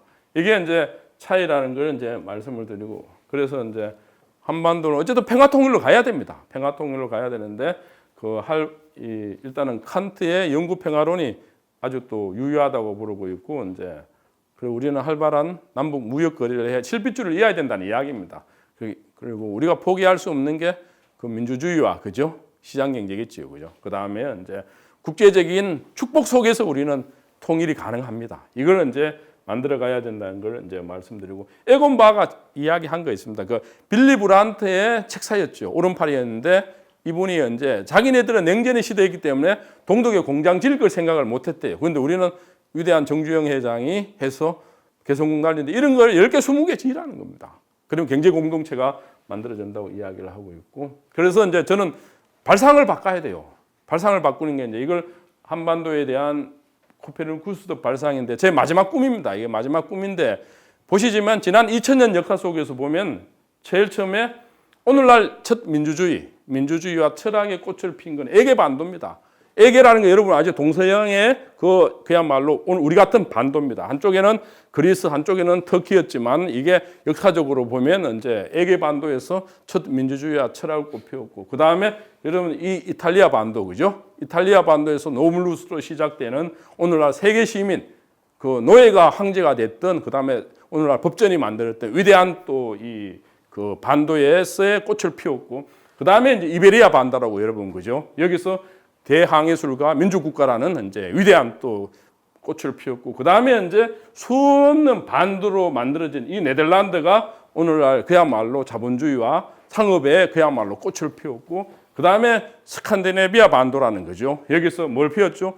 맨날 우리가 노벨 평화상을 포함한 평화와 그 다음에 복지 모델이라는 걸 했습니다. 근데 이들의 국가들이 한편은 패권 국가를 지향한 것도 있었지만 어쨌든 이 반도에서 오늘날 지구 문명의 핵심적인 가치들이 나왔어요. 근데 미국과 중국에서는 다 패권 국가들이 나온 거고, 그죠? 이제 그러면 우리는 지향해야 될 게 우리가 패권 국가로 갈 수는 없는 겁니다. 갈 수는 없는 거. 뭐 일부 극우에서 그렇게 이야기할 수도 있지만 그건 불가능한 거죠. 제가 볼 때는 우리는 문명 국가로 가야 됩니다. 어떻게 그만 21세기에 세계 시민들이 수용할 수 있는 아름다운 문명의 가치를 우리가 어떻게 만들어낼 것인가? 이거를 만들어낼 수 있는 데는 우리밖에 없어요. 왜 그러냐 하면 지금 전 세계의 사회주의와 자본주의, 1세계, 3세계, 동양과 서양 모든 문제가 그야말로 첨예하게 부딪히는 데가 바로 이 한반도 상공입니다. 그래서 우리는 여러분들이 그래서 지혜를 발휘해서 그야말로 코페르쿠스적 발상전환을 해서 한반도에서 어떤 신문명이 꼽힐 것인가.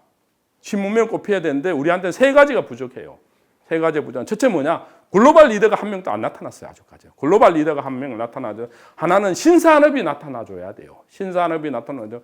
또 다른 하나는 가장 중요한 게 새로운 가치, 새로운 라이프 스타일을 만들어요.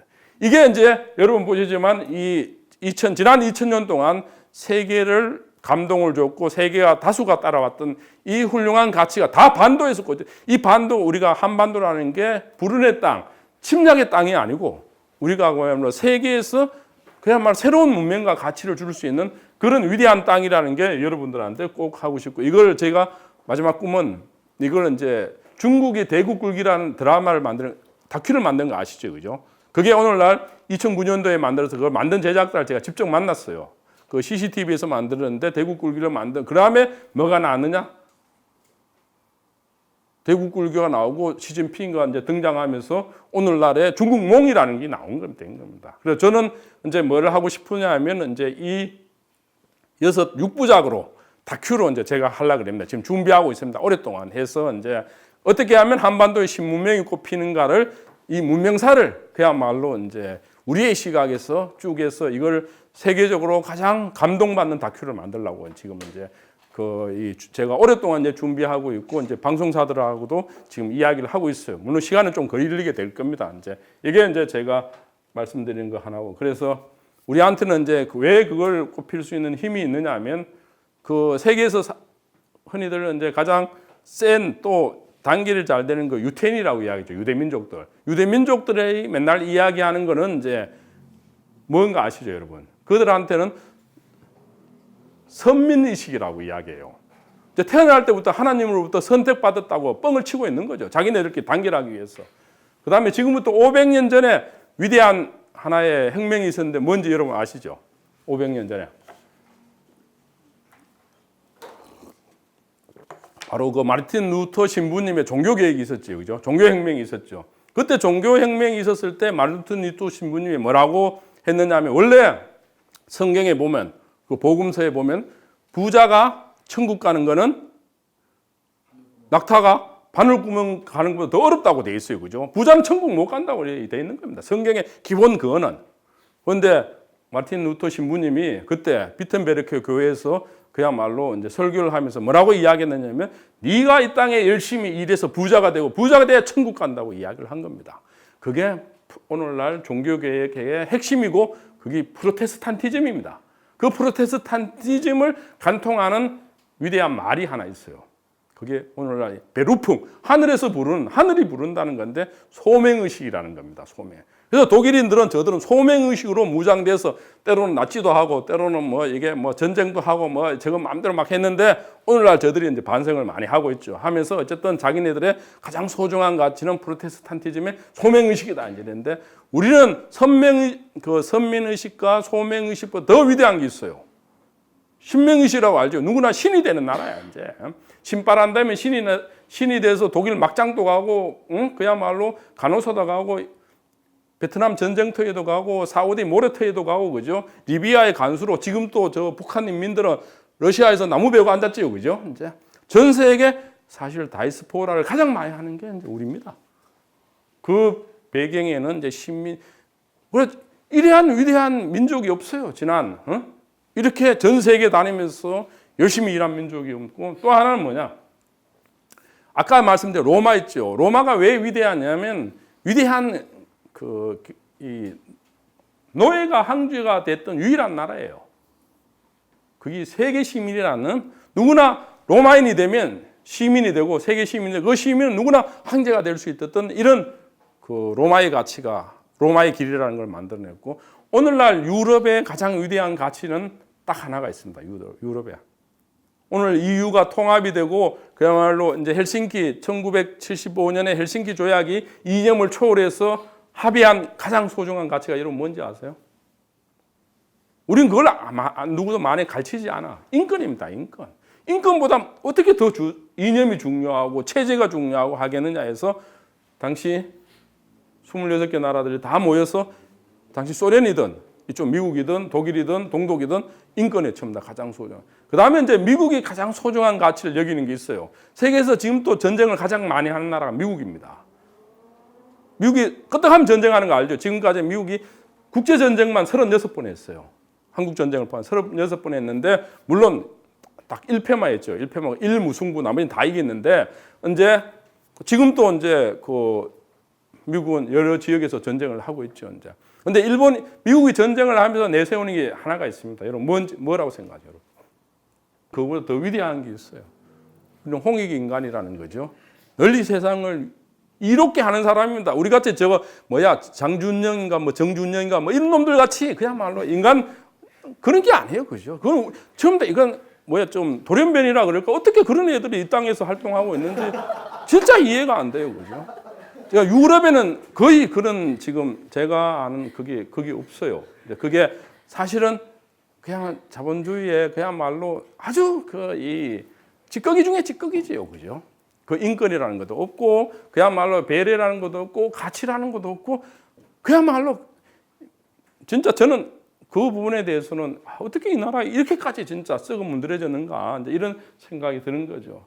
그래서 이제 우리가 이런 소중한 가치가 이제 없어지면서 뭐가 문제냐면 우리가 제발 좀 뭡니까 홍카콜라인가 알렐로인가 왜 그래 패싸움 당당하게 그냥 지상파 방송 나와서 하든지 그죠? 그러니까 우리는 너무 패싸움을 많이 해요. 그냥 그 TV인데 저도 이쪽에 미디어 전문가지만 그냥 좀 더 미래를 꿈고 미래에 대한 토론을 안 하고 맨날 패싸움만 하고 앉았죠, 그죠? 그다음에 보십시오. 우리가 이제 약간 글로벌 리더십에 나와야 되고 또 여러분들 같은 사람은 시스템으로 이제 시스템 세종대왕이 위대한데 그 다음에 처음 다 자기 세종대왕의 아들들이 다 서로 막 죽이고 조카 다 죽였잖아요, 그죠? 한 세대 끝나면 그렇게 다 죽는 겁니다. 그런데 왜 세종대왕이 위대하지만 그렇게 못했어요? 다음 시스템으로 못 만들어 놓은 겁니다. 그냥 왕조세제 때의 우리는 어쨌든 위대한 시스템을 만들어야 되는데 지금 똑같이 문제점을 뻔히 제왕적 대통령하고 이제 지금 국회 보면서 또 그렇게 가고 있어요, 그죠? 개혁을 못 하고 있는 거죠. 그래서 이제 우리 보십시오. 지금 아주까지 우리나라는 에너지가 넘치는 나라예요, 그죠? 태극기 부대 보십시오, 그죠? 촛불 보십시오. 에너지가 넘치니까 지금 가능한 겁니다, 이제. 그 다음에 교육열, 펭귄 아빠, 기러기 아빠 하나 세계 우리밖에 없어요. 그 다음에 손재주 뛰어나죠. 그러니까 제조업도 발전했지만 그죠. 성형 이렇게 많이 하는 나라도 없어요, 사실 그죠. 이게 이제 그 다음에 이제 흥남은 아직도 신바람 나면 4차까지 가고 그죠. 폭탄하고 이제 이것도 마지막으로 이제 촛불 같이 판도 그냥 혁명도 가장 많이 하는 나라예요. 판 뒤엎어 버리죠, 그죠. 근데 이게 이제 우리한테 기질화 특성화돼서 미래로 갈 수 있는 힘이 있는데 이게 이제 지금 발목이 잡혀 있어요. 그게 이제 왜 그렇게 될 것인가? 이 부분에 대해서 제가 말씀을 드릴게요. 그래서 여러분들 차기 리더들한테 내가 말씀을 드리면 지금 세상 판이 바뀌고 있어요. 어느 나라, 어느 기업, 어느 개인도 비켜갈 수 없는 게 세계화입니다. 그죠? 세계화. 윤 기자, 그 핸드폰에 전화번호 몇 개 있어요? 전화번호 몇 개 있느냐, 그게? 그러니까 그 보통 대권 주자 한 15,000개, 저는 이제 한 10,000개 정도 그죠. 이제 전 세계 네트워크 이걸로 실시간으로 다 네트워크 그 정도로 세계화가 되는 거죠, 그죠. 되고 있고 그 다음에 저출산 고령화로 가고 있죠, 그죠. 이미 혼자 사는 사람 한 30% 넘어섰지요, 그죠. 그 다음에 지난 여름 더웠지요, 그죠. 올 여름 더 더울 겁니다. 이제 이 환경 문제 지금 보십시오. 이제 난 참 깝깝한 게 지금 이 유럽은 독일을 포함해서 이제 지금 미세먼지 문제 다 해결했어요. 근데 우리는 막 더 악화되고 있어요. 그죠? 근데 어떤 정책가도 이걸 공부하지 않고 정책을 펴지 않아. 그 독일에서 그 잘못된 그 디젤 그냥 가솔린차 그 독일에서 못 팔게 하는 거 우리한테만 팔고 있는 거 알죠? 그죠? 또 졸부들 그거 사고 좋아갖고 외제차 몰고 다닌다고 그죠? 이게 이제 아주까지 공영방송이라든지 이게 아주까지 지적 수준이 이게 이제 세계 흐름하고 지금 엇박자가 나고 있는 겁니다. 곳곳에 아까 그 이게 물뽕인가 뭐 이상 이게 다 처음 다 보면 엇박자 나고 있는 거예요. 이게 이제 리더십의 문제입니다.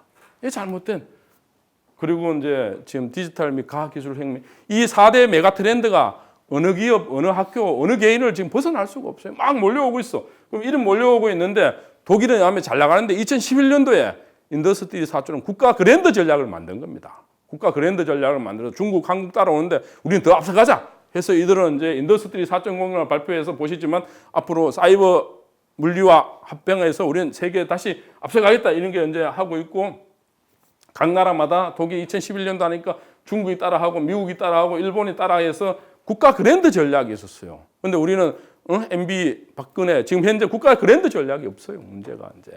어쨌든 세계 어마어마하게 메가 트렌드가 바뀌는 만큼 그랜드 전략을 만들어서 미래 후세 세대들한테 더 부강한 나라를 만들어 주겠다는 그런 소득 주도 성장은 분배 정책의 일환입니다. 그냥.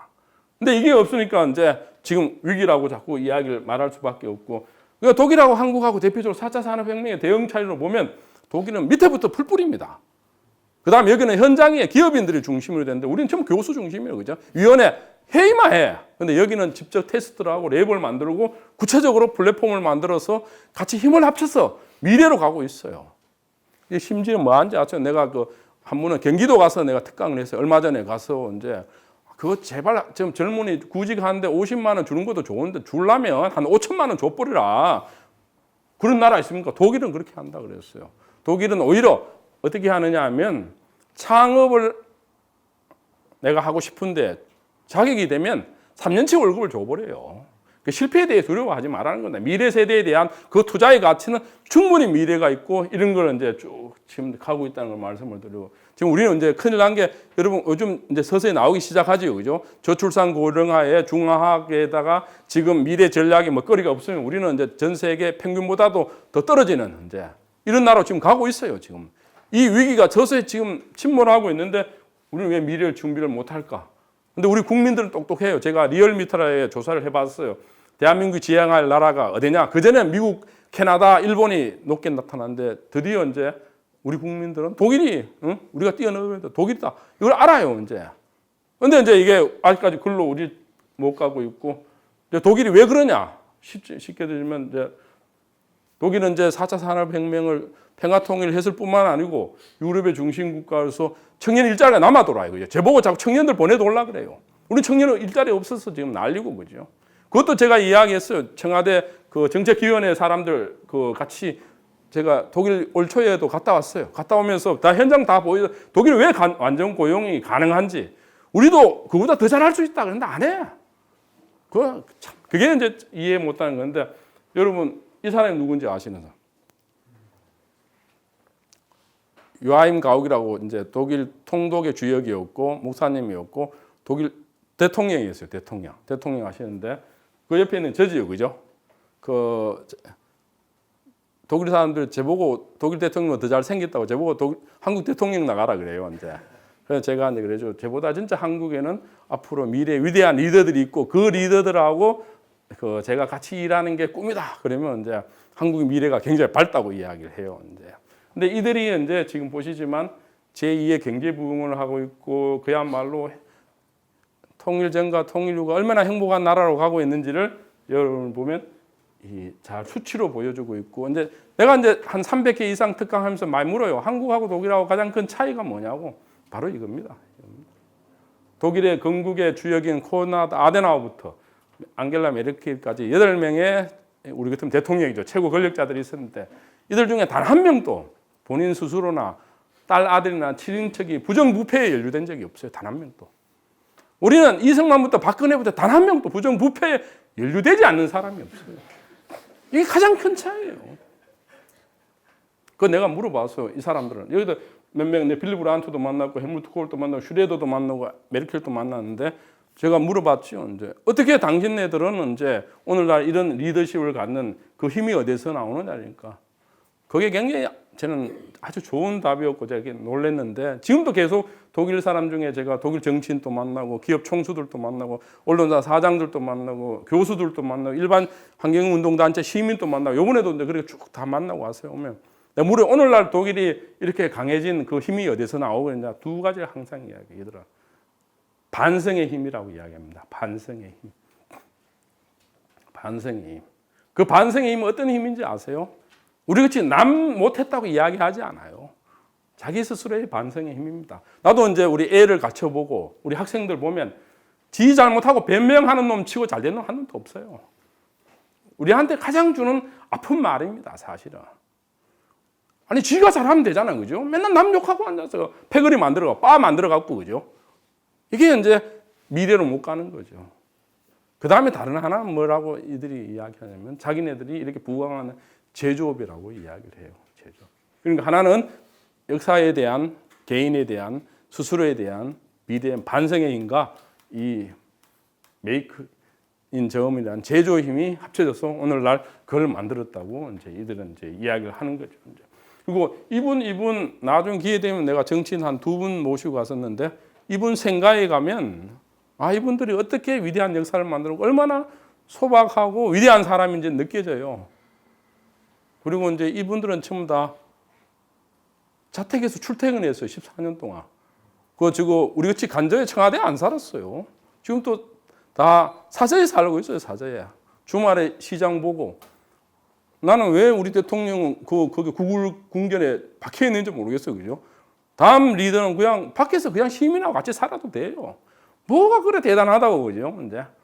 이게 이제 우리하고 차이라는 건 이제 말씀드리고 이분은 16년 동안 우리 같은 대통령 최고 권력자였는데 아들이 2명이 있는데 그 아들 한 명이 우리 같은 순천에 조그만 전자대리점에 발트콜인데 대리를 하고 있어요. 우리 맞으면 요번에 정치인들 자기 딸 KT 그거 부탁하죠, 그죠? 우리 같은 벌써 본사 불러 올렸을 거야. 아버지 삶은 아버지 후광이고 나는 아버지 후광 싫고 아버지도 아들 후광 싫다는 겁니다. 이렇게 이제 이게 나는 그게 뭔지 이제 저도 나이 드니까 이제 다 이해를 해요. 저도 이제 아들이 있고 손자까지 있는데 그들의 사람들한테는 제가 이야기를 어떻게 살아가는 게 가장 행복한 삶이라는 걸 이제 알지요. 본인 능력이 있어야 돼요. 그죠? 본인이 꿈꾸는 세상, 본인이 하고 싶은 세상을 살아야 되는데 우리는 부모가 강요하고 또 자신이 그래서 독일에 이제 빌리 브란트 우리하고 가장 큰 차이가 남북 관계의 차이입니다. 빌리 브란트는 그 전에 독일은 아데나워 시대부터 시작해서 동서독은 우리 같이 단일 올림픽도 만들고 단일 입장했었어요. 근데 빌리 브란트 되면 다 없애버립니다. 그거 쇼하지 말라는 겁니다. 이제 쇼하지 마. 뭐부터 했느냐? 동서독 인민들의 실핏줄 연결부터 먼저 한 겁니다. 우리는 남북 실핏줄 연결이 안 되는 가장 큰 문제예요. 이게 이제 유엔 문제하고 트럼프 문제 다 극복할 수 있는데, 그러니까 고엔드 스톱을 하는 겁니다. 미래로 못 나가고 있는 거죠. 남북 관계가. 이게 가장 큰 문제라고 말씀을. 그 다음에 보시지만 이들은 국가와 이 국민이 중요했지 정파나 패거리가 중요하잖아요. 우리는 정파나 패거리가 아주 또 더 중요한 정책을 펴고 있는 거죠. 이게 가장 대표적으로 이제 김민당이 만든 사회적 시장 경제를 그 당시에 이제 빌리 브란트가 계급 투쟁을 이야기하다 바드 고데스버그에서 사회적 시장 경제를 받아들이게 되고 마찬가지로 빌리 브란트의 위대한 동방 정책을 보수인 헬무트 콜이 받아들이게 됩니다. 국가와 민족을 위한 더 중요한 정책을 이들은 받아들이면서 쭉 보시지만 계속 갖고 이제 이들은 그래서 평화통일을 하게 된 거죠. 그 평화통일 4대 요인이 소련의 붕괴, 동독 인민들의 민주화 운동, 그 다음에 서독 정치인들의 위대한 리더십, 미국 등 주변 국가의 협력을 통해서 오늘날 이제 독일은 자기네들 말로 그래요. 이보다 더 자유롭고 평화롭고 번영의 시기가 독일 역사상 없는 거죠. 물론 독일 현재 문제가 많아요. 제 친구들만 도이칠란드, 니츠 도이칠란드 그래요. 독일은 과거 독일 같지 않는 굉장히 문제도 많은 나라지만 어쨌든 이들은 이들 나라로 이제 만들어가고 있는 겁니다. 그래서 우리하고 독일하고 비교해 보면 이들은 이미 1970년도에 이 동서독 정상회담인데 우리는 1972년도에 뭘 합니까? 자기 인민들을 압박하고 탄압하는 남쪽은 유신이라는 북한은 주체라는 이제 서양의 귀신들을 자기 인민을 착취하는 그런 모델을 가는데 이때 이미 독일은 미국과 소련이 만드는 냉전의 질서를 해체하기 시작한 겁니다. 이게 위대한 이데에 얼마나 차이가 있는지 여기서 본질적으로 나타나요, 언제요. 그래서 뭐 제가 다 설명하고 어쨌든 이들은 평화통일까지 하고 우리는 아주 또 남북 인민이 교류까지 못하는 아주 이런 그야말로 역사적 지금 가고 있는 거죠. 그래서 이제 우리는 어쨌든 새로운 동북아 체스판의 조리 아닌 이제 퀸으로 가야 되는데 이제 어떻게 가야 될 것인가는 이제 우리한테는 이제 지금 그랜드 플랜이 없어요. 이제 그랜드 플랜을 이제 만들어야 되고 그다음에 위대한 빌리 브란트 같은 또 전략가 에곤 바 같은 사람이 없습니다. 그다음에 세계를 이끌어가는 빅 프로젝트도 없어요. 이제 이런 걸 이제 만들어 가려면 새로운 코리아 드림을 만들어 가고 새로운 리더십, 새로운 인재를 만들어 가야 되지 않는가 하는데. 보시면 제 백바지 입고 제 보이지요, 그죠? 89년도 동북 장벽이 무너질 때 이제 제가 현장에 가 있었고 한국에 여러분들 같은 사람들입니다. 평화재단의 청년들이 있어요. 통일병.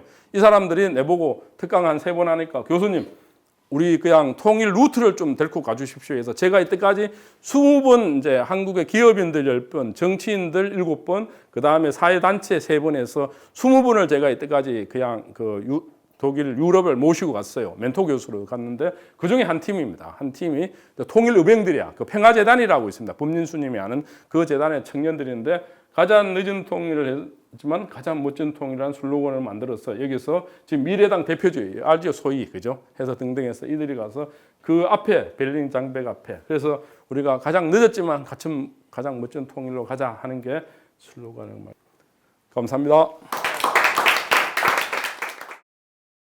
지금 갈등 관계 더 심해져 가고 있죠.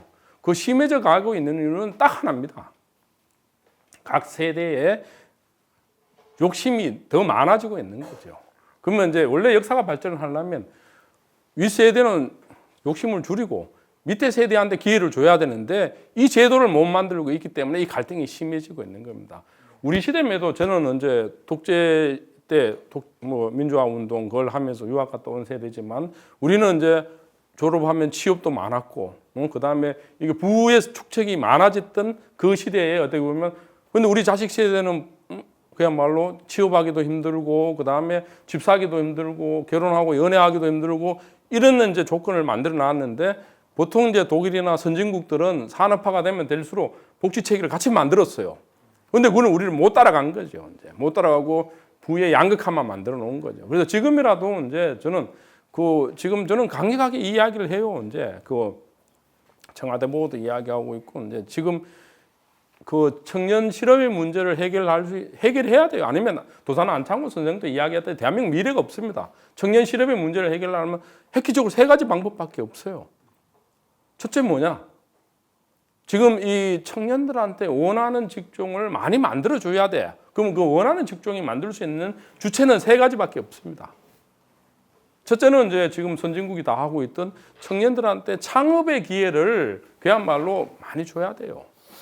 지금 프랑스의 미테랑 대통령하고 독일의 메르켈 총리 같은 경우는 어떻게까지 하고 있느냐 하면 기업인들이 돈을 내서 지금 이 독일의 팩토리 그다음에 프랑스 가면 스테이션 F 같은 데는 3,600팀이 청년들이 거기서 창업 공동체를 만들어줘요.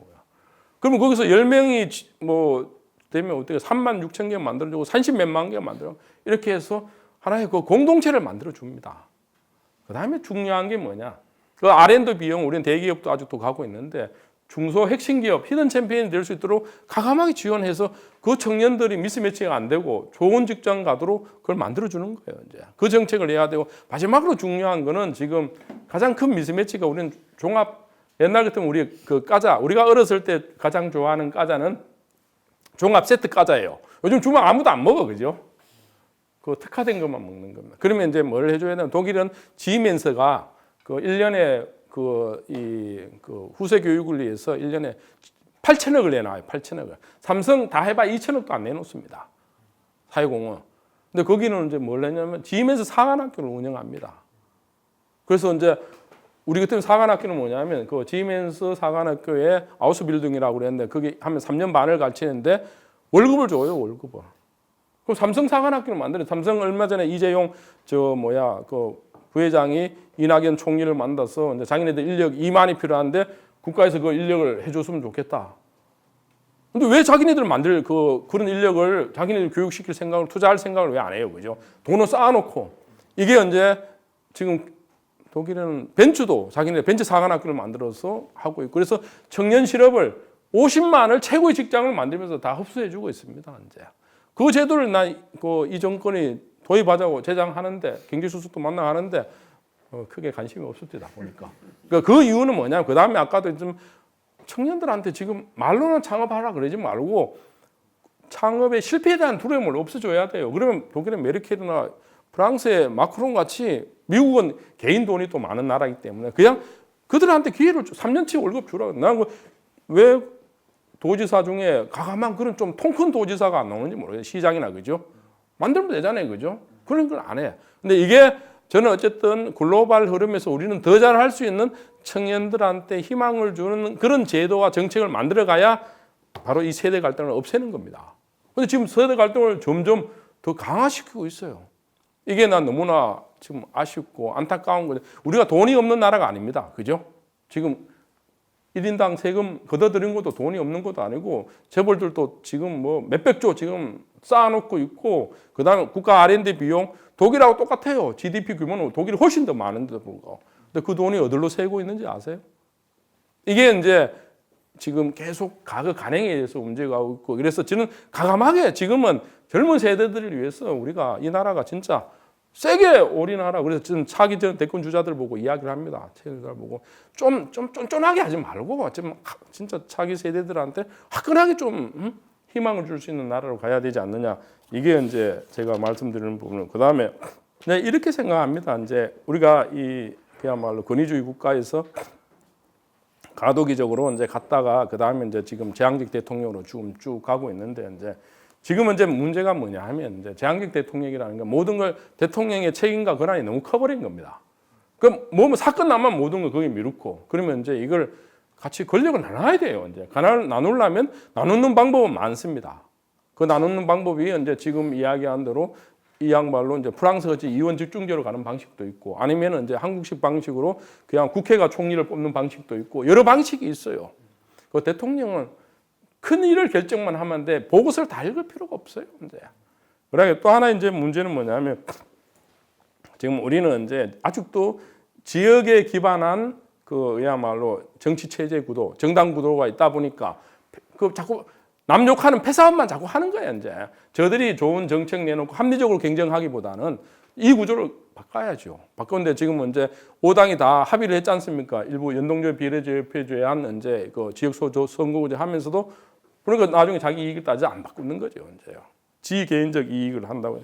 그래서 이거는 선진국 해갔던 거를 이제 저는 우리가 합리적으로 받아들이면 이제 된다고 보고 있고 그러니까 미국의 중심, 근데 뭐 소련은 그때 군사 강국이었고 그때 이제 우리로 봐서는 이 미국 자유민주주의와 시장 경제뿐만 아니라 우리의 이제 국가 내부적 경쟁력을 이제 이 소위 자유민주주의 체제 내에서 일본을 배우고 그 다음에 미국을 배우고 이렇게 하면서 우리가 어느 정도 여기까지 올라왔어요. 어디로 가야 될 것인가? 그건 얻어도 답이 없고 우리가 만들어내야 됩니다. 근데 그게 이제 독일식 방식이 있고 일본식 방식이 있고 뭐 네덜란드식 방식이 있는데 그럼 한국식 방식이 뭘까? 이게 이제 우리의 목이고 우리의 역할입니다. 이제 과거에는 우리가 패스트 팔로우라고 그죠? 따라잡으면 돼. 따라잡았어. 근데 지금은 이제 따라잡아갖고는 안 돼. 우리가 또 앞서가야 돼. 그런 이제 많이 여러분은 퍼스트 무브잖아요, 그죠? 그 퍼스트 무브를 어떻게 해야 될 것인가는 이제 우리 스스로 R&D를 하고 공부를 하고 토론하고 모여서 이제 해야 되지 않느냐 이렇게 이제 생각합니다. 그리고 우리가 이제 이 중국보다 하이텍 산업에서는 계속 앞서가돌라는 이야기죠. 앞서가면 이제 중국 관계 우리가 좋아지게 됩니다. 그런데 이제 중국이 지금 주요 AI 인공지능을 포함해서 앞서가면 우리가 하청이 된다는 이야기죠. 그래서 지금 어쨌든 반도체나 지금 우리가 지금 그 4차 산업 디지털 대혁명의 10대 핵심 기술들이 있어요. 이 분야를 세게 여러분들한테 투자하고 미래를 해서 중국보다 앞서가 줘야 우리가 이제 하청으로 가지 않는다는 걸 그걸 제가 역으로 이제 강조한 거고 이제 언제 우리가 역사적으로 보면 크게 엄밀한 현실 역사는 한 5천 년이라 그러지만 한 이제 2,300년 정도 그죠? 2,300년 보면 세 번이 이제 통일이 되고 분열이 되고 이랬어요. 언제 통일되고 분열됐는지를 그걸 역사적으로 여러분이 쭉 보시면 지금은 이제 다시 이제 통일로 갈 수 있는 그 가능성은 그 우리의 뿌리와 실마리가 뭔가 이런 걸 이제 여러분들이 이제 한다면 지금 우리한테는 내부 문제하고 외부 문제를 같이 어떻게 봐야 되느냐 하면 외부 문제는 이제 우리가 아까도 아간 파천 같은 이런 문제로 세계 흐름을 누구보다 우리가 잘 읽고 있어야 돼요. 잘 읽고 있는데 그 다음에 우리 문제를 좀 발목 잡는 가장 문제가 뭘까? 왜 그들이 저 수준밖에 못 와 있을까? 근데 그 핵심이 세 가지입니다. 세 가지. 맨날 이쪽에는 종북이라 그랬는데 이쪽은 하회 평화라 그래요, 그죠? 한쪽은 종북이라 그러고 한쪽은 하회 평화라고. 하나는 이제 그거 뭐 친일 세력이라 그래요. 맨날 근데 이쪽에는 이제 경제와 번영을 위해서는 일본하고 또 같이 가야 된다고 이야기해요. 또 미국에 대해서는 맨날 이제 친민이 반민이 이 세 가지가 이게 뭐냐? 왜 이런 이야기가 나올 것 같아요? 과거 역사에 한편은 아픈 트라우마가 한편은 있어. 근데 한편에 또 뭐가 있느냐? 그거에 극복할 생각을 안 하는 겁니다. 더 위대하고 더 통 커지는 걸 그 세력들이 어떤 면에서는 유지하고 있고 막고 있는 거죠. 그래서 나는 여러분들은 아까도 이야기했지만 세대가 다르고 시대가 다르고 세계의 흐름이 달라지니까 새로운 발상, 새로운 지금 우리의 모델 이런 것들을 해야 되지 않느냐 이렇게 생각합니다. 응? 우리 누가 글로벌 리더를 될 수 있고 어떤 자격과 이걸 같이 해야 될 것인가인데 제가 여기서 청기누설 하면 안 되겠지요, 그죠? 저는 이렇게 생각합니다. 노무현 대통령이 했던 이야기인데 이제 지금 현재 지금 거론되고 있는 사람들 중에 한 명이 될 겁니다. 하늘에서 떨어지지 않아요. 근데 여러분들도 이제 여론 지지상으로 나타나는 인물이 있을 거고 포텐셜이 누군가 있을 거고 그죠? 이제 양면적으로 이제 볼 수 있을 텐데 뭐 지금 여권에서 한 4명, 야권에서 한 4명이 언급이 되겠지요, 그죠? 언급이 되는데 저는 이제 거의 직간접적으로 다 아는 분들이고 그분들한테 특강도 하고 이런 이제 지금 관계에 놓여 있는데 저는 진짜 그 글로벌 리더로 가시라고 이야기를 하고 있고 이제 가기 위해서는 이제는 이제 그야말로 이제 가장 중요한 저는 저거라고 봐요. 이제 이 일부 지지층의 얽매이는 한 그 정치의 인사나 모든 게 얽매일 수밖에 없다. 그걸 뛰어넘는 어쨌든 싱크탱크와 지지층을 새롭게 한번 만들어내봐라. 그러면 당신이 이기고 성공하는 대통령이 처음으로 될 거다. 그게 내가 기여해 줄 수 있는 유일한 거다. 이제 제가 그 이야기로 답변을 대신할게요. 하고 그거는 이제 아주 시간이 남았기 때문에 지금 총선을 거치면서 이제 아마 저거 될 겁니다. 이 정리가 돼 갈 겁니다. 돼 가는데 이제 가장 핵심은 이제 저는 그 두 가지라고 봐요. 아까 그 두 가지에서 결과적으로 새로운 이 땅에 지금 당면하고 문제를 새로운 방식으로 어떻게 풀어낼 것인가에 대한 비전과 그야말로 시대 정신을 던질 수 있는 역량이 돼. 그다음 한편에는 어떤 사람들하고 같이 할 것인가. 이제 이게 결과적으로 비전과 사람입니다. 이걸 이제 어떤 방식으로 어떤 사람이 어떤 식으로 풀어낼지 이 두 가지를 가지고 여러분 한번 쭉 보십시오, 그죠? 미래 이제 차기 리더라는 사람들한테 이제 그렇게 한번 그걸로 이제 대처하고 우리 YP 비슷하고 내가 그래서 독일은 이제 인더스트리 4.0이라는 플랫폼이 이제 그 장관 2명하고 7개 기업 대표들하고 그다음에 한 360개 기업들이 참여를 했는데 그게 노조도 참석을 했었어요. 노조도 참석하고 그래서 독일은 인더스트리 4.0이라는 산업화의 그 4단계라고 그러니까 4차 산업혁명에 의한 아르바이트도 4.0이라고 이야기를 합니다. 그러니까 노동혁명 4.0을 이들은 또 동시에 지금 다루고 문제를 해결하고 하고 있어요. 근데 이제 지금 기계화로 통한 가장 일자리를 많이 줄여지는 나라가 우리나라예요. 이제 독일은 과도한 자동화를 오히려 인간성을 해치기 때문에 과도한 자동화를 하지 않습니다. 그래서 이제 노사 간의 합의를 통해서 이제 얼마나 더 일하기 좋은 환경을 만들 것인가, 이걸 이제 노사나 정부 간에 합의를 해서 그야말로 이렇기 때문에 아까도 이야기했지만 4차 산업혁명이 단순한 자동화가 해서 일자리가 없어지는 게 아니고 오히려 일자리가 많아지는 그런 이제 우리하고는 반대로 가는 그런 이제 나라를 지금 만들고 있는, 그건 사람입니다. 사람 거죠. 이 지금 문제 인식을, 그러니까 지금 이제 여러분 오늘 굉장히 저도 여러분들을 통해서 공부를 한 건 뭐냐면 이제 문제 인식이 달라야 돼요. 지금 문제 던지는 방식이 맨날 과거식으로만 던지고 있는 겁니다. 홍준표나 그 다음에 유시민이나 던지는 방식이 그죠. 이제 블록체인도 등등 미래 세대 이런 게 이제 또 그들이 계속 여론을 주도하려고 그래요. 여러분이 던지십시오. 문제 제기를. 오늘 또 여러분 이 문제 제기가 맞아요. 제가 오늘 던진 문제 제기해서 여러분이 문제 제기를 세게 하십시오. 그래야 이 나라가 바뀌는 겁니다. 또 여러분이 이야기한 대로 정치를 이제 해야 되고, 그 다음에 그 인재는 어디서 만들어지느냐 하면 여러분들이 두 가지입니다. 절대로 이제 여러분이 아주 스스로가 뭐가 돼야 되느냐 하면 아주 이 진솔함과 그 다음에 아주 긴박함이 있어야 돼요. 내가 그걸 해야 되겠다는 아주 긴박감이 없으면, 그래서 이제 부자 3대 못 간다는 이유 아시죠? 그죠? 내 주위에서도 간물주 애들 있죠.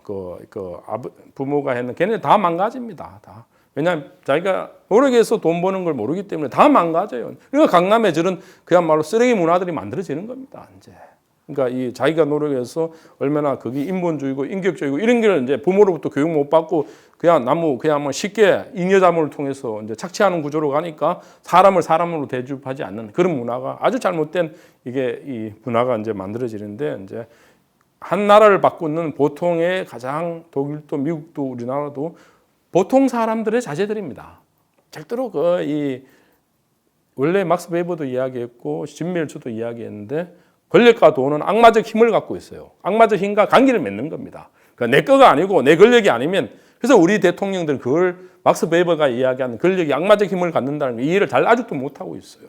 자기가 자기를 찌르게 됩니다. 이제 많이 또 찔렀고, 돈도 마찬가지입니다. 돈도 내 주위에 보면 내 또래들 다 할매들이에요. 왜냐하면 특히 환경 좋은 애들, 이제 특히 뭐 교수 그냥 편안하게 하는 애들, 예의가 없어요. 공부 안 해. 공부할 이유가 없으니까 그냥 갈 또 목적도 없고, 걔들은 꿈이 교수인 거야. 그냥 어떤 나라를 꿈꾸고 어떤 이론을 꿈꾸고 어떤 세상을 꿈꾸는 게 아니고, 또 주위에 있는데 자기가 뭐 많이 갖췄으니까 할 이유가 없는 거예요. 이제. 근데 이제 진짜 한 역사가 발전해 오는 거 보면 그 보통 사람들의 서민층의 자식들이 건강하게 살고, 그래서 중산층을 많이 만들어야 되는 이유입니다. 그래서 양극화가 많아지면 안 되는 이유입니다. 그렇게 해서 이제 미래로 가야 되는데, 우리는 지금 문제가 양극화가 많아지고 있고, 그 다음에 이제 이 젊은 층한테 기회를 안 주고 있고, 이제 이런 거를 다음 문제 리더들한테 여러분들은 획기적으로 여러분들이 요구하고, 여러분들이 세력화해서 이제 주장하고, 또 여러분들이 새롭게 해서 그런 세상을 만들고, 그게 이제 제가 꿈꾸는 세상이고, 여러분이 꿈꾸는 세상이고, 어느 시점이면 다 우리가 같이 만날 수밖에 없는 겁니다. 그게 정상사회예요. 그죠? 그게 패거리 만들고 특정 권력을 먹겠다고 하는 세력하고 여러분들이 같이 될 수가 없는 겁니다. 그래서 그 더 큰 꿈, 글로벌 평화와 번영과 한반도에 또 이 나라의 청년들과 이 나라의 미래, 이걸 같이 우리가 그 주제 속에서 만들어야 되지, 내가 정치공학적으로 우리 특정 세력이 정권을 또 잡아야 돼. 이래서 우리가 또 영원히 해먹어야 돼. 아주 나쁜 생각이죠. 잘못된 생각이고, 이제 우리가 이제 어쨌든 글로벌 가치, 더 보편적 가치, 더 위대한 가치를 가지고 같이 모여서 논의하고 하고 만들어가고, 그래야 여러분이 행복해지는 겁니다. 아까 핵심은 여러분 어떤 일을 했어야 되는지 알아요? 여러분, 제가 엔돌핀이 도는 게 보이죠? 나는 누구보다 행복한 일을 하고 있어요. 이번 주에도 오늘도 아주 예입니다. 저는 일요일날 사람을 아무도 안 만나요, 사실은. 아무도 안 만나고, 그 다음에 저는 북한산 가고 혼자 공부하고 그냥 혼자 그 내면의 시간인데 오늘 예외고, 또 돈도 안 받고, 지금 이번 주에 공식 특강이 3개나 있어요. 지금 강주도 가야 되고, 제주도도 가야 되고, 쭉 가야 되는데, 저는 내 나이에 내만큼 행복한 사람이 없다고 봅니다. 대신에 저는 프리랜서 돈은 별로 없어요. 5% 부족한 게 좋아요. 조금 굶어야, 굶어야 건강한 거 알지요, 그죠? 너무 많이 먹으면 이게 꼭 문제가 생겨요. 그래서 이제 여러분들도 이제 인생을 아세요, 인생을. 어떻게 살아가는 게 행복하게 살아간다는 게, 행복하게 산다는 게 절대로 오만도 아니고 패거리도 아니고 남용도 아니고 자기 자신을 사랑해야 할 줄 알아야 됩니다. 또 자기가 누군지 알고 자기가 뭘 어떻게 하는지 알고 그래서 그게 축적이 돼야 돼요. 그래서 5년 후에 여러분, 20년 후에 여러분, 30년 후에 여러분들의 지금 여러분들 쭉 로드맵을 갖고 있어야 돼요. 그러면 인생에 뭐냐? 마지막으로 롤 모델이 있어야 됩니다. 저는 인생에 롤 모델이 딱 3명이 있어요. 그걸로 제 마지막으로 끝낼게요. 첫째는 그 그리스의 플라톤입니다. 플라톤. 그 다음에 동양에서는 한비예요. 한비자 책을 쓴. 그 다음에 중세에는 마키아벨리인데 이 3명이 어떤 특징을 갖고 있느냐 하면 나랑 어떤 비슷한 면이 있느냐 하면 전부 다 위대한 리더를 만들려고 그랬는데 다 실패한 사람들이야. 그래서 그 위대한 리더를 만들었는데 무능력하고 능력이 안 돼서 꿀밤 주고 그래서 플라톤은 아카데미를 만들기 시작했고 그 다음에 그 한비는 그 당시에 그 이쪽 나라에서 그 만들어놓은 꿀밤 주고 얘도 나와서 이제 한비자라는 책을 썼고 마키아벨리도 마찬가지로 알지만 그 메디치 가문의 한 놈을 만들려고 그랬는데 그런 능력이 안 돼서 해서 오늘 군주론이 나오게 된 거예요. 이제 그 저도 지금 제가 특정 캠프에 가서 한 자리 하는 것보다도 내가 어쨌든 여러 사람들하고 만나면서 제가 이 손자한테 이야기합니다. 내 마지막 책이 전 세계에 아마 1000년 동안 팔릴 건데 그 저작권을 얘한테 마지막 선물로 주겠다고. 감사합니다.